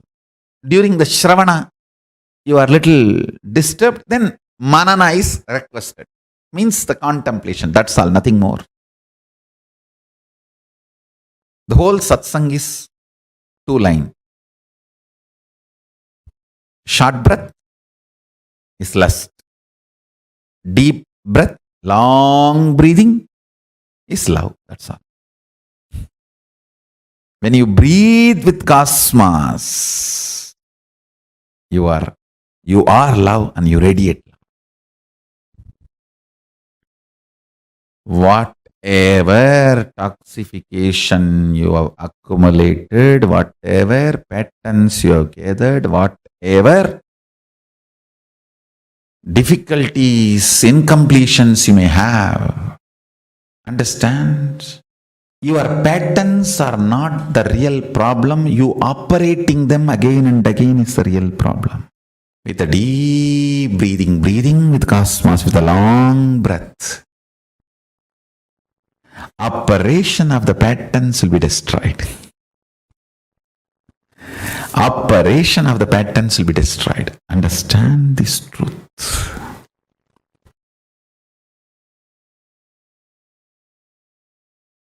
This first statement I am making, your life has nothing to do with what you do, and it is all about how you experience your consciousness. Second statement I am making, life has nothing to do, life is everything about what you are contributing to others, not about what you feel about yourself. Both looks very contradicting or paradox. If you understand in both words, in both statements, I mean different truths, different level truths. First statement, when I say you, I mean different. Second statement, when I say you, I mean different. First statement, when I say about you, I am talking about consciousness. Second statement when I am saying about you, it's about that selfish, too much of me. That powerlessness, weak selfishness.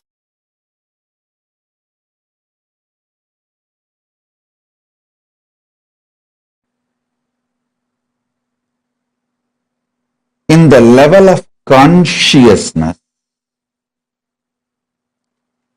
anything you declare, consciously decide, willpower is enough tapas. In the outer world, anything you declare as you, responsibility is tapas. Listen carefully. So in the outer world, if you declare you are a president or a prime minister of some country, responsibility, taking responsibility for that work is tapas. Everyone who enters into politics imagines themselves, literally declares that they are the president or the prime minister or in the top position of their country's politics. Listen. In the outer world, anything you declare, you need to take responsibility for it. That is the tapas. If you declare yourself as a mayor of a city, you need to take the responsibility and fit into that shoes. That is tapas. If you declare you are chief minister or the governor of a state, you need to take the responsibility for that declaration to make that into reality. That is tapas. In the inner world, if you declare yourself as Shakti, as Paramashiva, or as Ganapati, or as Subramanya, you may declare whoever you want as you in the inner world. If you declare yourself as Paramashiva, or Parandama, Parabrahma, Parameshwari, anything in the inner world, will persistence is the only tapas. See, when you declare you are Paramashiva, naturally all your inside patterns, self-hatred, self-doubt, self-denial will flare up and show so much of obstacles, problems, difficulties externally and internally. But you standing with will persistence, I will see everything as Paramashiva. I will face all these self-doubt, self-hatred, self-denial. Even the doubt whether I am Paramashiva or not, I will face it from the space I am Paramashiva. How Paramashiva will face self-doubt, same way I will face. How he will face? He will just burn it. Tripura Asuras are the self-doubt, self-hatred, self-denial. How he dealt with them? He just burnt them. Same way, I will burn my self-doubt, self-hatred, self-denial just through will persistence. Listen. In the conscious world, anything you declare as yourself, will persistence for it is tapas. In the external world, anything you declare about yourself, taking responsibility for it is tapas. Now listen.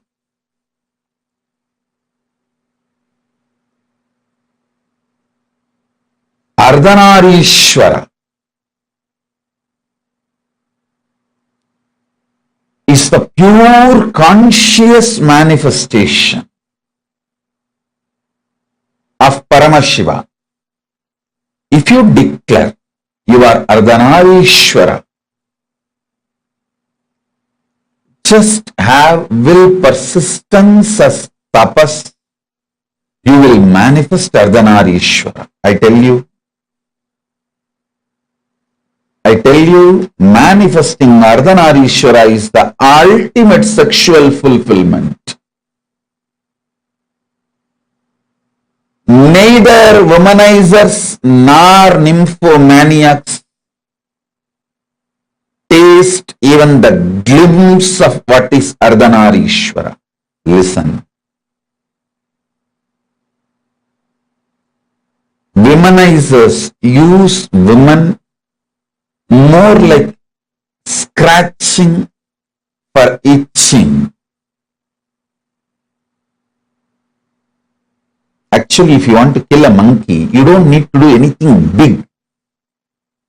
Just if you make a small wound in the hand, very small, just one small needle, that wound is enough, because the monkey cannot keep quiet. It will go on the scratching. After 2 days, even if the wound heals by itself, monkey will scratch again and make it as a big, until it becomes septic and finally dies.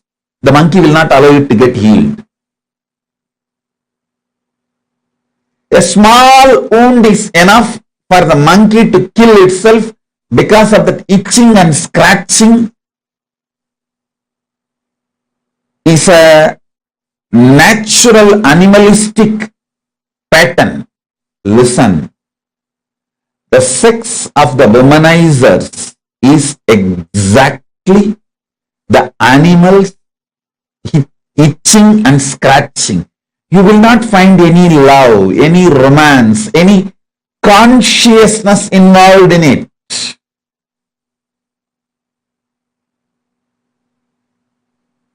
If an act sex can be fulfilling, then prostitutes must have been enlightened long before. Listen, sex does not originate from the physical world or action. It originates from conscious world, being. I tell you, yesterday itself I was telling, even how for the existence, I tell you, people who carry love in their consciousness will never become obese. Don't try to come and tell me, oh, I have seen many obese people who are very loving. Maybe their behavior, external behavior may be very loving or matching with people who do acts out of love. The inner space in consciousness, what I call as love, is a overflowing quality towards everything. It's like if you are alive, you will think, you will breathe, you will smell, you will digest, your blood will be circulating, everything will be happening. Same way, if you are loving, it will be towards everything. It is the quality of consciousness, not the quality of the external habit or attitude or actions. Listen, love is not defined by your external actions. Love is defined by the very existence or the quality of your consciousness. Even if Paramashiva does samhara, means destruction of this universe, I will not call he is angry or he is violent or he is bad. He does even samhara out of his love. I tell you, consciousness expanding itself to celebrate its oneness is love. Oneness happen. I tell you,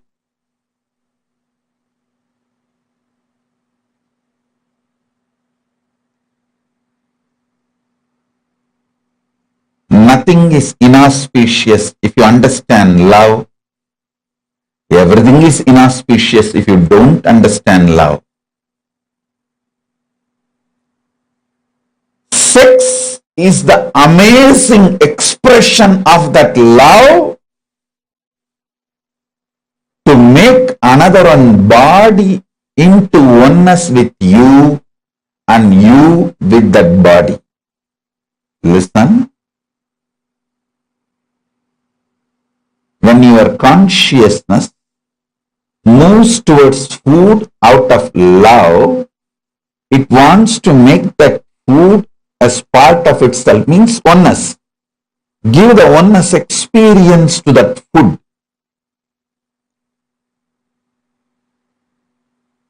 If the same consciousness without love moves towards the food, it wants to grab that food and destroy it and manipulate it and exploit it.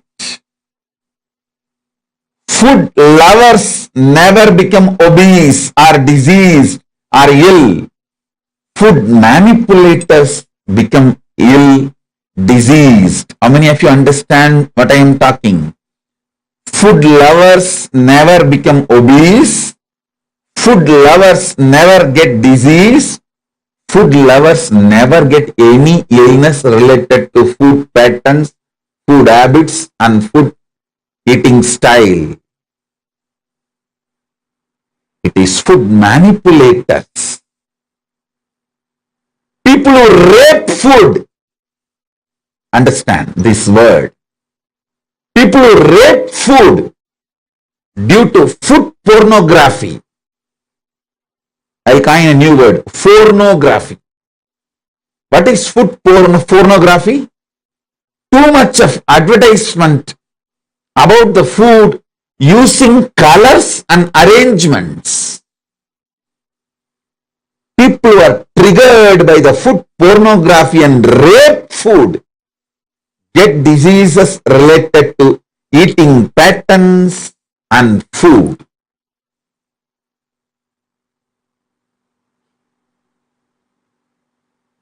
All of you, again and again listen to this powerful cognition and carry in you. Listen. Once you align your food pattern, your sex pattern will be easily aligned and your life will be just celebration. Your life will be just celebration.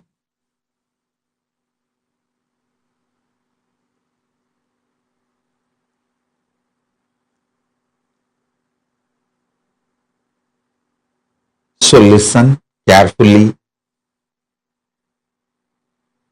listen intensely,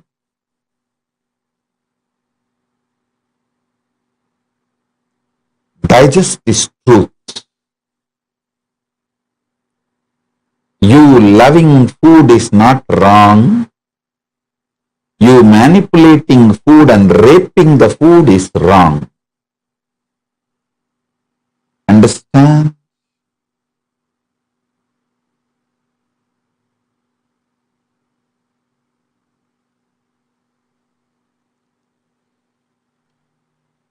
If you love food, you know how much of food can become one with you, your digestion ability. What kind of food can become one with you? What kind of food will empower you and get empowered by you? Listen. Whenever you digest a food and that becomes energy in you, not only you are empowered by that food, you are also empowering that food. because that becomes energy.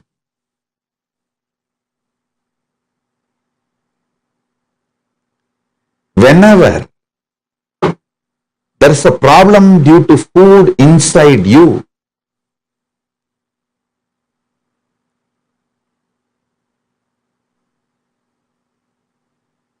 not only you are manipulating the food and raping the food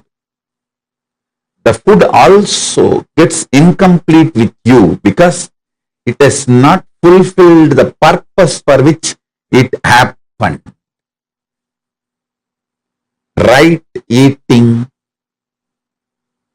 with the right consciousness fulfills you and the food. Now, whatever I am talking about food, use the same principle and map it to music, vision, visuals, all the five senses, including sex. You will see very clearly. Are you eating or raping the food? Are you loving and having sex, or are you raping the other person? Are you masturbating out of the high romance? Are you masturbating out of the violence, raping attitude? Look at the whole thing. You need to look into, are you eating food out of love, or are you manipulating food? Or are you raping the food? Same thing. Are you having sex out of overflowing romance, love, oneness? Or are you just raping the other person out of anger and violence or some other reason?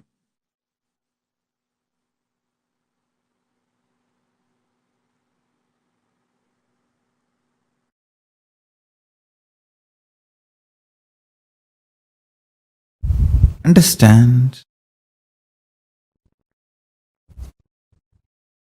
Sexual act, a man first feels physiologically pressured by the hormones.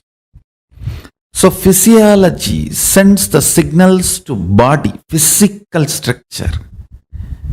So it starts responding, but enough life positive affirmation to be active, it does not have enough love. It only feels the pressure of physiology and physical components. So it is waiting to take revenge on the physiology and physical component the moment act is over. The moment act is over,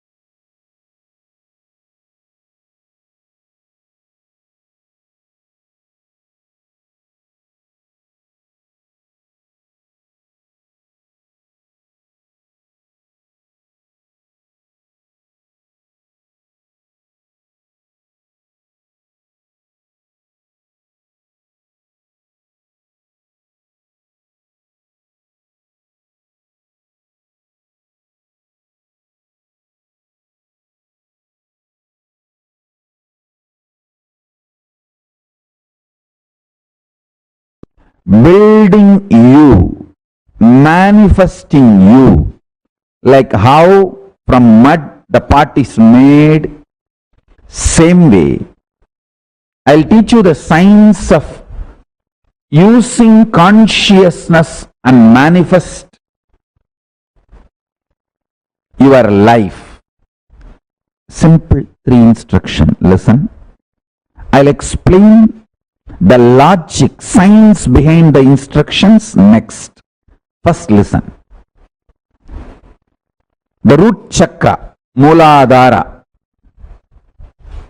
the lust centric, lust energy centric chakra. Second, Swatisthana, the spleen chakra, fear centric. Third, Manipuraga, navel chakra, food and ori-centric. Now, listen intensely.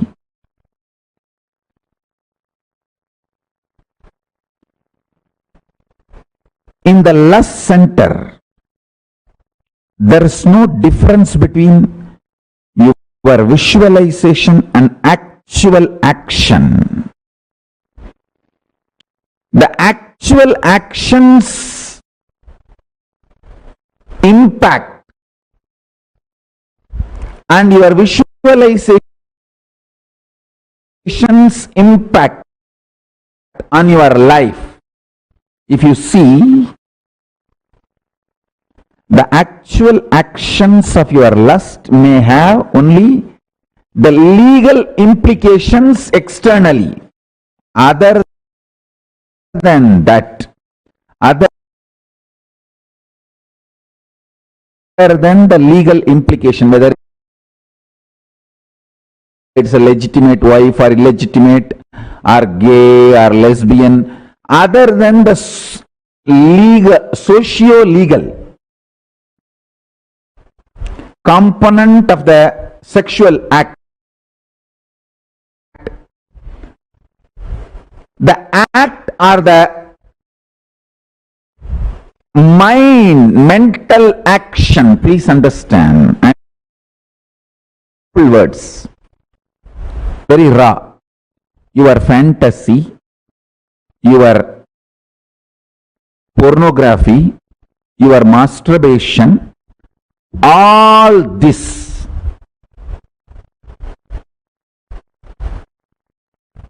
and actual sexual act,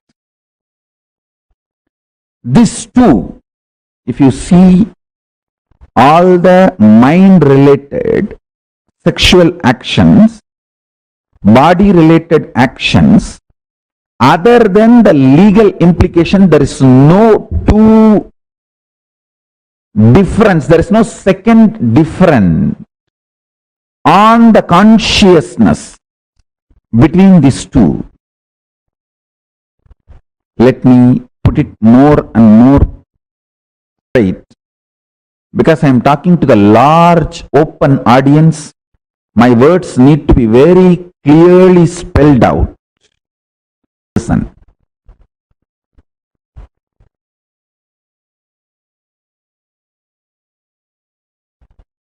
Consciously, your visualizations about sex, for bad, right, wrong, if this is same, then why not go for physical act? All those logic I am not going to analyze. I am going to reveal some of the most important truths for your enlightenment. Let me stop from the angle of attending to this whole issue only from the angle of enlightenment. Listen. Listen sincerely. Let me give you some of the conclusions.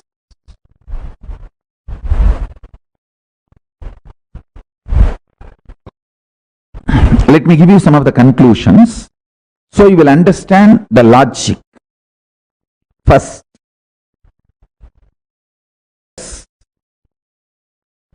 completes your being, liberates you from undersexed or oversexed bondage ideas. Man or woman, person, who always equates sexual pleasure to the sexual act. Relationship with sex leads to complicated relationship with the body, leads to complicated, very frustrated relationship with the thinking itself. Please understand, this is too important thing you need to know.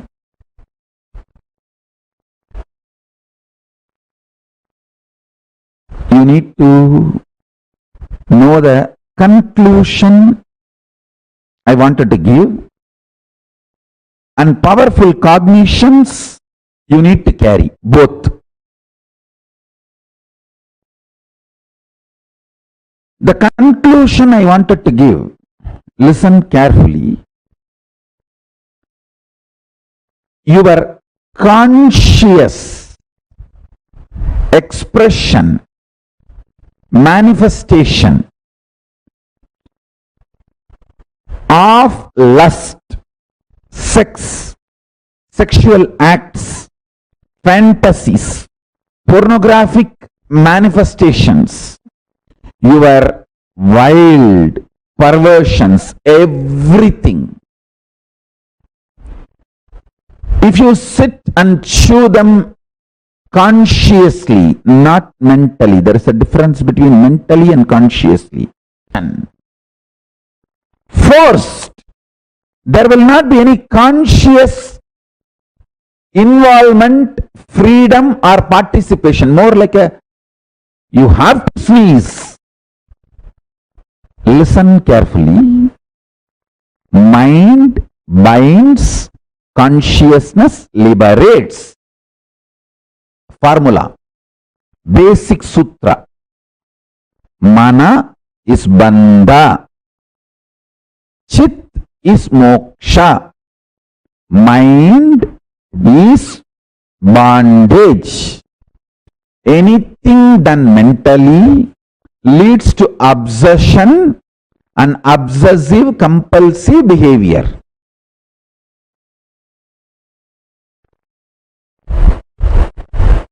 Consciously, when you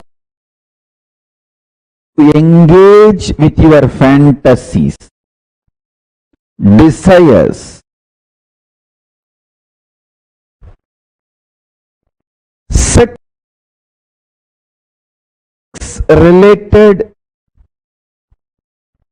right, wrong, good, bad, socially accepted, legitimate or perversion, anything. If you can consciously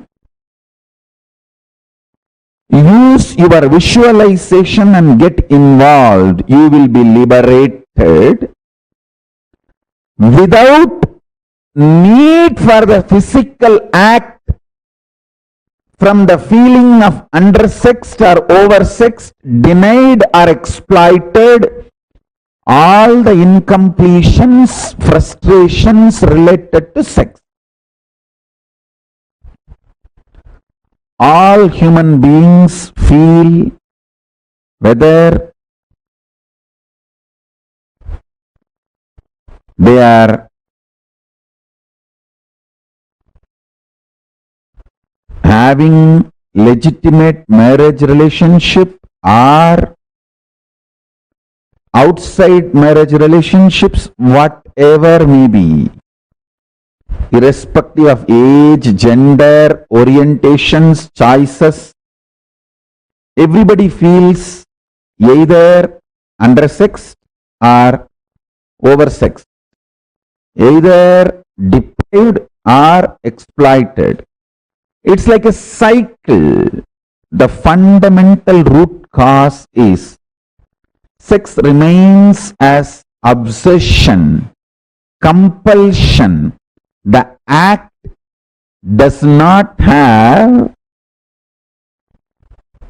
caring, releasing, letting you rest, but not fulfilling. Please understand. And getting into the deepest important formula for power manifestation.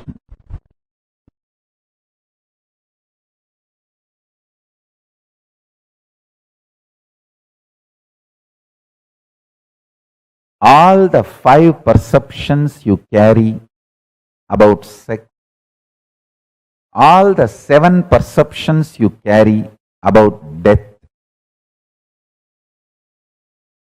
I will explain all these 5, 7, everything. Why I am saying 5, because the Mooladhara has a 4 petal and center core.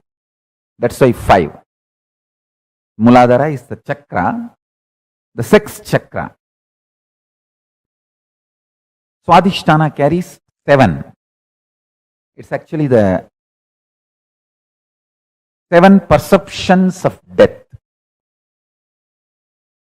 5 perceptions of sex, 7 perceptions of death. All these 11 perceptions of love, all this is absolute delusion. Please understand, it is not, I am not even saying it is false or lie. If I say it is false, you will try to argue with me. Oh, you don't know, Swamiji. I am really undersexed. It is a truth. It's not false. It is based on the facts. Hey, listen. Anything I say, true or false, you will start arguing. It is not lie, it is this, it is that, all that I am telling you.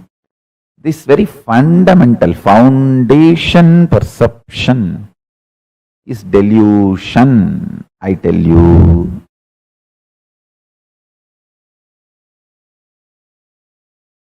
If you know the joy of remaining in ecstasy internally through unclutching, externally whether some body touches you or not, this whole perception about sexual activity and the sex gender identity, the whole thing is delusion, I tell you. Even if you struggle unclutching, try for half an hour.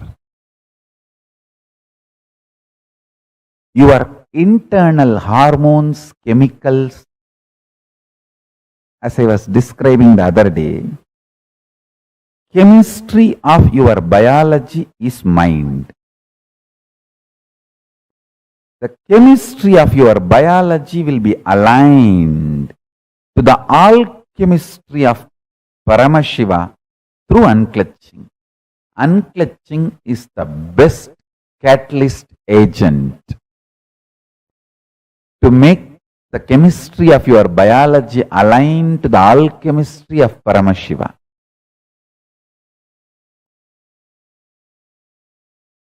Shantam Chandrakala Chutam Sarpasannata Satchatam Kadisutrodara Bandhanaihi. This is one more Shastra Pramana where Paramashiva describes himself in Kamikagama Purvabada, 4th chapter, Archana Vidhi Patalam, Sloka number 330 and 331, Sadashiva Dhyanam, Shantam Chandrakala Chudam Sarpasannata Sachatam Kadisutrodara Bandhanaihi.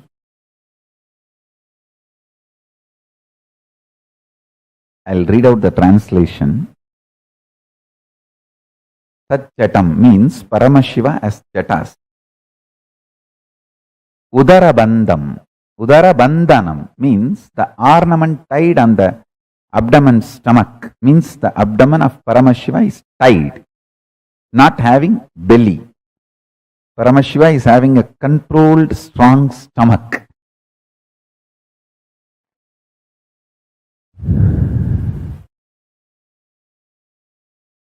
Listen.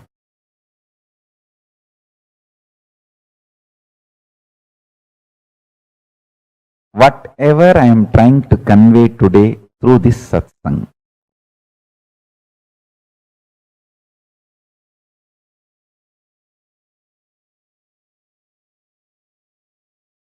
whole unconscious humanity is playing prank on you.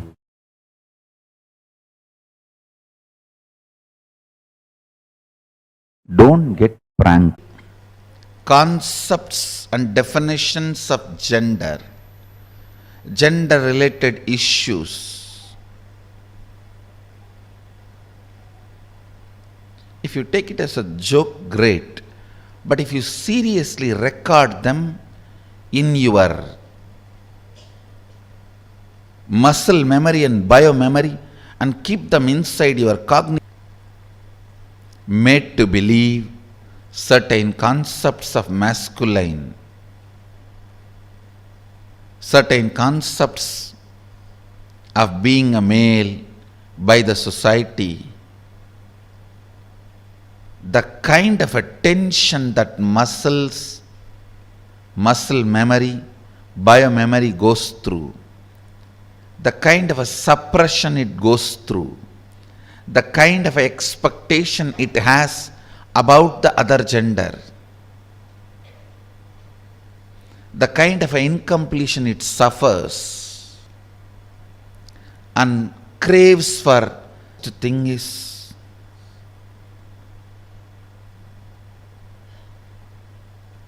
whatever you suppressed in you, declaring yourself as the male and avoiding anything other than so-called male, you will be searching for it in some other muscles which you will never find. Which you will never find. And this seeking goes on, tortures the person who is living with you, who has committed their life to you. It is like you torture the other person. The other person, she has her own suppressions. She is also product of the society, unenlightened resources. She has suppressed tons of things in the name of she being a female. So all that she is searching in your muscles.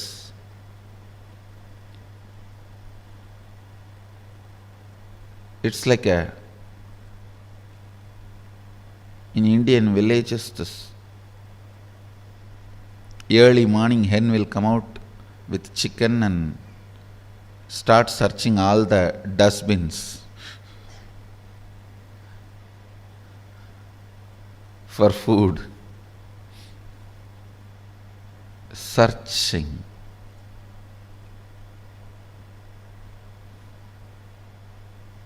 Searching in others for the suppressed component in your muscle, searching in others for the suppressed component in your muscle,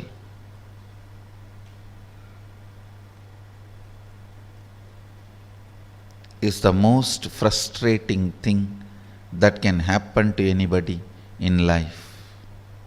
Even if you are a potato couch, because you did trial and error on yourself,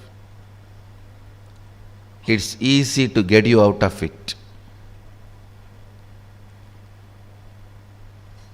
But the patterns you pick up from others, believe it as your muscle memory, install it in your biomemory, takes such long completion, requires strong completion process for you to get out.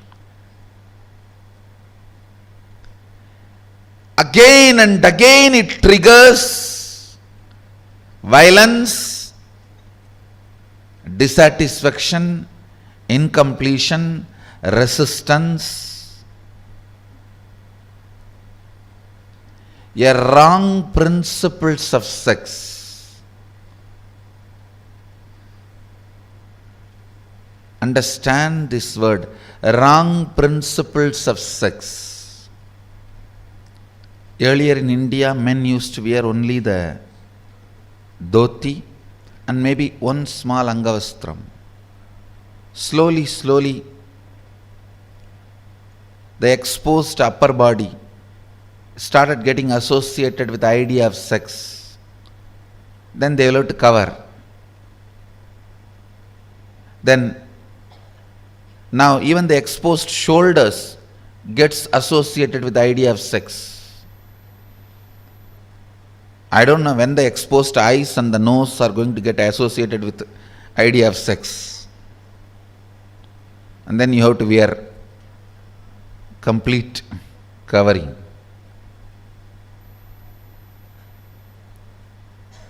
Understand various parts of body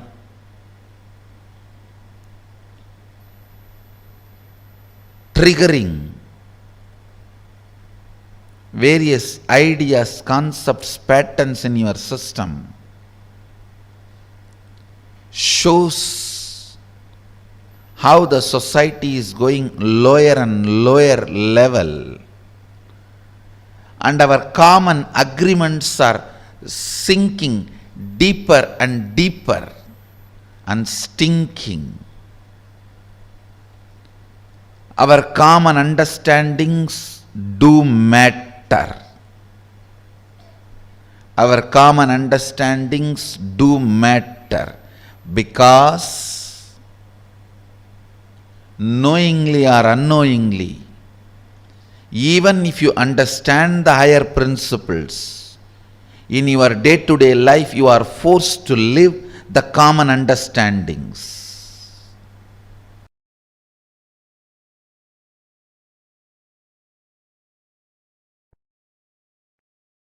Seek Shanti Tattva because it is reality. It is experiential reality, existential possibility, ultimate space to reside. Seeking for happiness is myth. Seeking for happiness is the myth. Because the idea of happiness is myth. Stop seeking for it. Listen intensely. Seek Shanti Tattva. Seek Paramashanta Swarupa. Paramashanta. It's a real experience. You will achieve it. When you achieve, you will feel your seeking was worthy. But seeking joy is delusion. The definition of joy, the idea of seeking joy, the method or the way in which you seek joy, everything is delusion. When you start seeking peace, Shanta,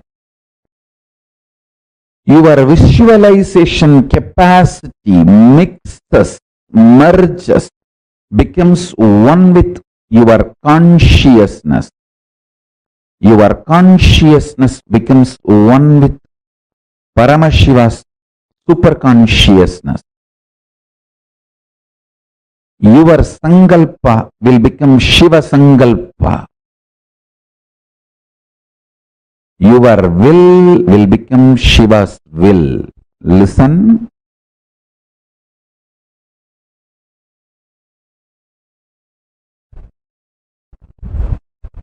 Seeking joy is absolute stupidity, foolishness, delusion. Seeking peace, shanta. I don't want to use the word peace because there is no other word. I'm using peace. Peace is too small word. Peace is important word to translate shanta. Shanta is one of the non-translatable Sanskrit principle. Listen. The principle of Shanta, Shanta Tattva, is non-translatable. So understand the definition I am giving. Alive, vibrant, core, which does not get shaken by big bangs and black holes, but remains as active component and independent intelligence of the existence is Shanti Tattva. Peace is too small word because no other English word exists. I am using the word peace for Shanti. Otherwise, I am not okay with you chanting Om peace, Om peace, Om peace after every Upanishad verse instead of Om Shanti, Shanti, Shanti.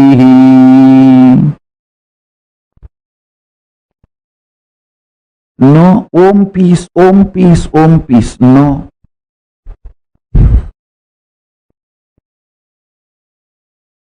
You should know it is non-translatable. But because there is no other way, I am using the word peace. Listen. Listen carefully.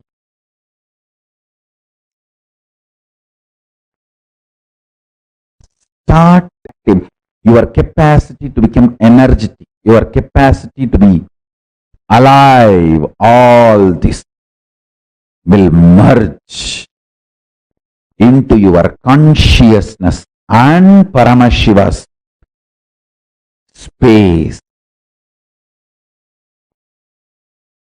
Paramashiva himself will start manifesting in you. Seeking joy will make you more and more grasp. It will bring you down from consciousness to emotional, emotional to mental, mental to physical grasp. Start seeking peace, you will move from grasp, physical to mental, from mental to emotional, from emotional to visualization space, and from there you will move to consciousness and to superconsciousness itself. If you start seeking peace, you will get intensely involved in your sex-related fantasies, visualizations, perversions, and you will master it. You will get involved with your fears, fear patterns, the ideas, thought currents which gives you nervous breakdown, mental breakdown. You will master it.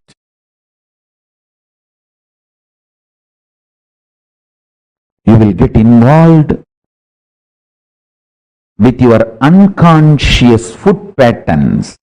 Understand? Sex, security, food, all the three should not be obsessive compulsion.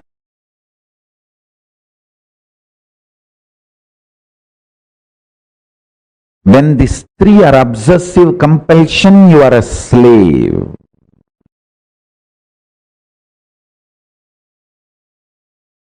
Listen carefully. Eating. Eating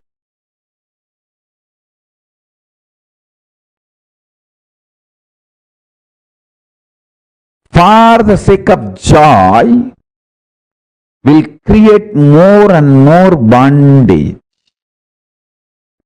Eating for the sake of joy will create more and more bondage. Listen. If you start eating to find Shanta inside you, you will find the right food. I tell you.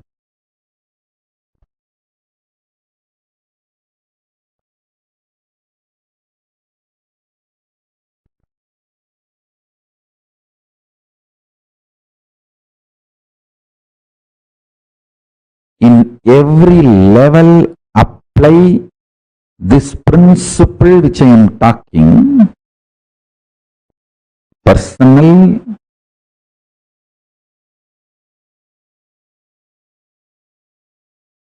physical, mental, emotional, and interpersonal relationship or social issues with everything. Apply this principle. Listen carefully.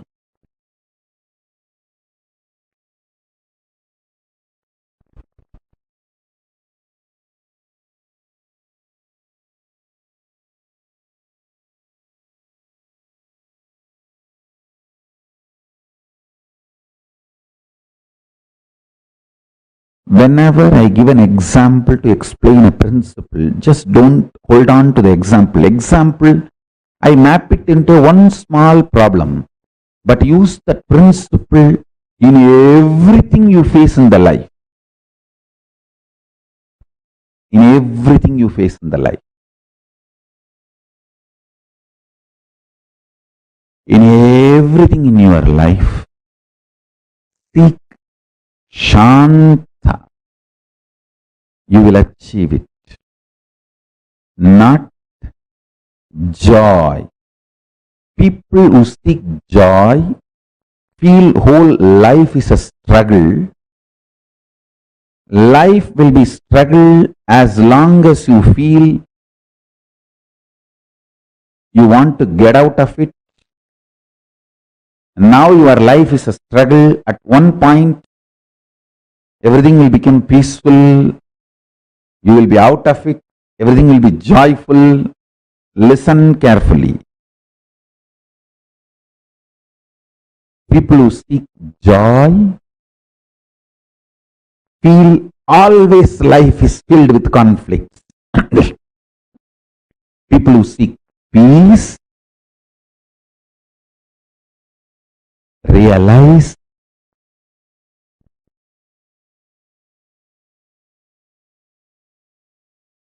there is no such thing as conflict. There is only one thing, responsibility. Life is all about raising the standards of your responsibility. Raising the standards of your responsibility. What do you call as conflict? Raising the standards of your conflict. Raising the standards of your struggles, raising the standards of your wars. Don't fight with cheap people. Don't keep your wars cheap. Don't keep your conflicts cheap. Because you don't have confidence on yourself, you are afraid you may be physically broken, mentally broken, psychologically broken, emotionally broken, economically broken, consciously broken. You keep your struggles, wars, conflicts too cheap and low. What I mean by visually getting involved, consciously getting involved with your sexual fantasies, perversions without the physical act. consciously getting involved with your insecurity, fear patterns without physically trying to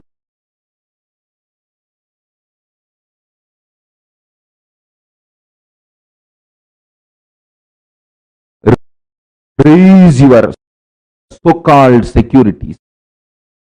Consciously eating continuously without physically dumping food in your stomach.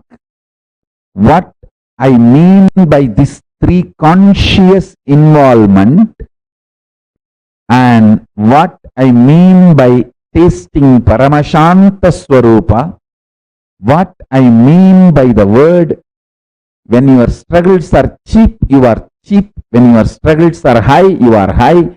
When you are beyond the struggles and full of responsibility and know that life has no struggle, it is all only about responsibility, you become leader. All these statements will become your realization when you start tasting Paramashanta inside you. All the zigzag puzzle will fall in place and it will become, you will just experience that huge click. Cosmic click. Wow. Yes. Understand?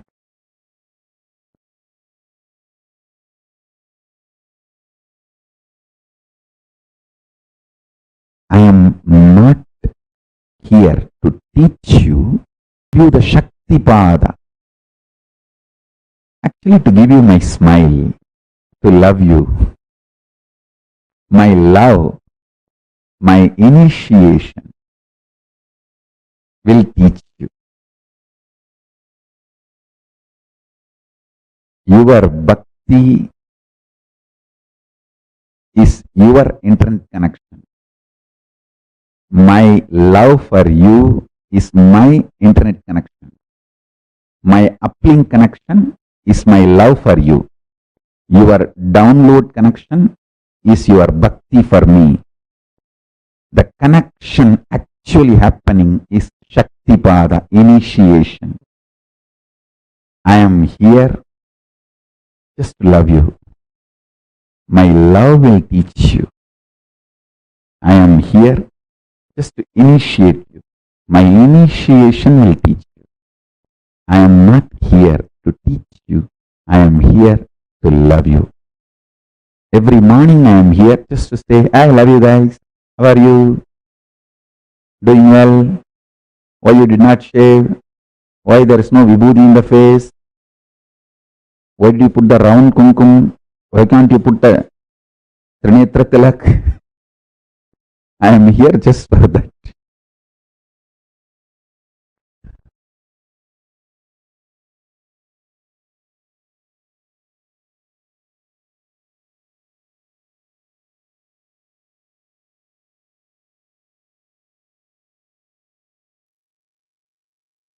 Nithyananda. Now, all of us have experienced today some of the most important, most beautiful revelations from Swamiji. From understanding what is Tantra, understanding our gender, the right diagnosis of gender, completing with all the powerlessness that has been embedded into us by the society, Swamiji has taken us through one of the most important journeys where we are discovering our own gender. And this brings us all to the conclusion of our day today. We are all ending the day 20 of this Paramashivoham, and tomorrow is the last day of the program. Tomorrow, the whole day ultimately is about learning to radiate Paramashiva. And we have a very exciting condition for tomorrow. So all of us are supposed to be dressed up as Swamiji. Choose any form of Swamiji that you love, with a turban, the chattas, however you like. Choose any picture of Swamiji and you are going to dress up tomorrow exactly like Swamiji and come for the program. because tomorrow our experience is about manifesting Om Nithyananda Paramashivoham through all of us. Literally manifesting that Mahavakya itself through us, experiencing that Paramadvaita with Swamiji. And for that, one important thing is dressing up as Swamiji and coming for the program. How many of you are ready for this? Who are saying, yes, I'm going to do it? Choose a picture and make sure you're getting ready as exactly like how Swamiji would be. Choose any picture of Swamiji. Try to match the same color, try to wear similar jewels and everything.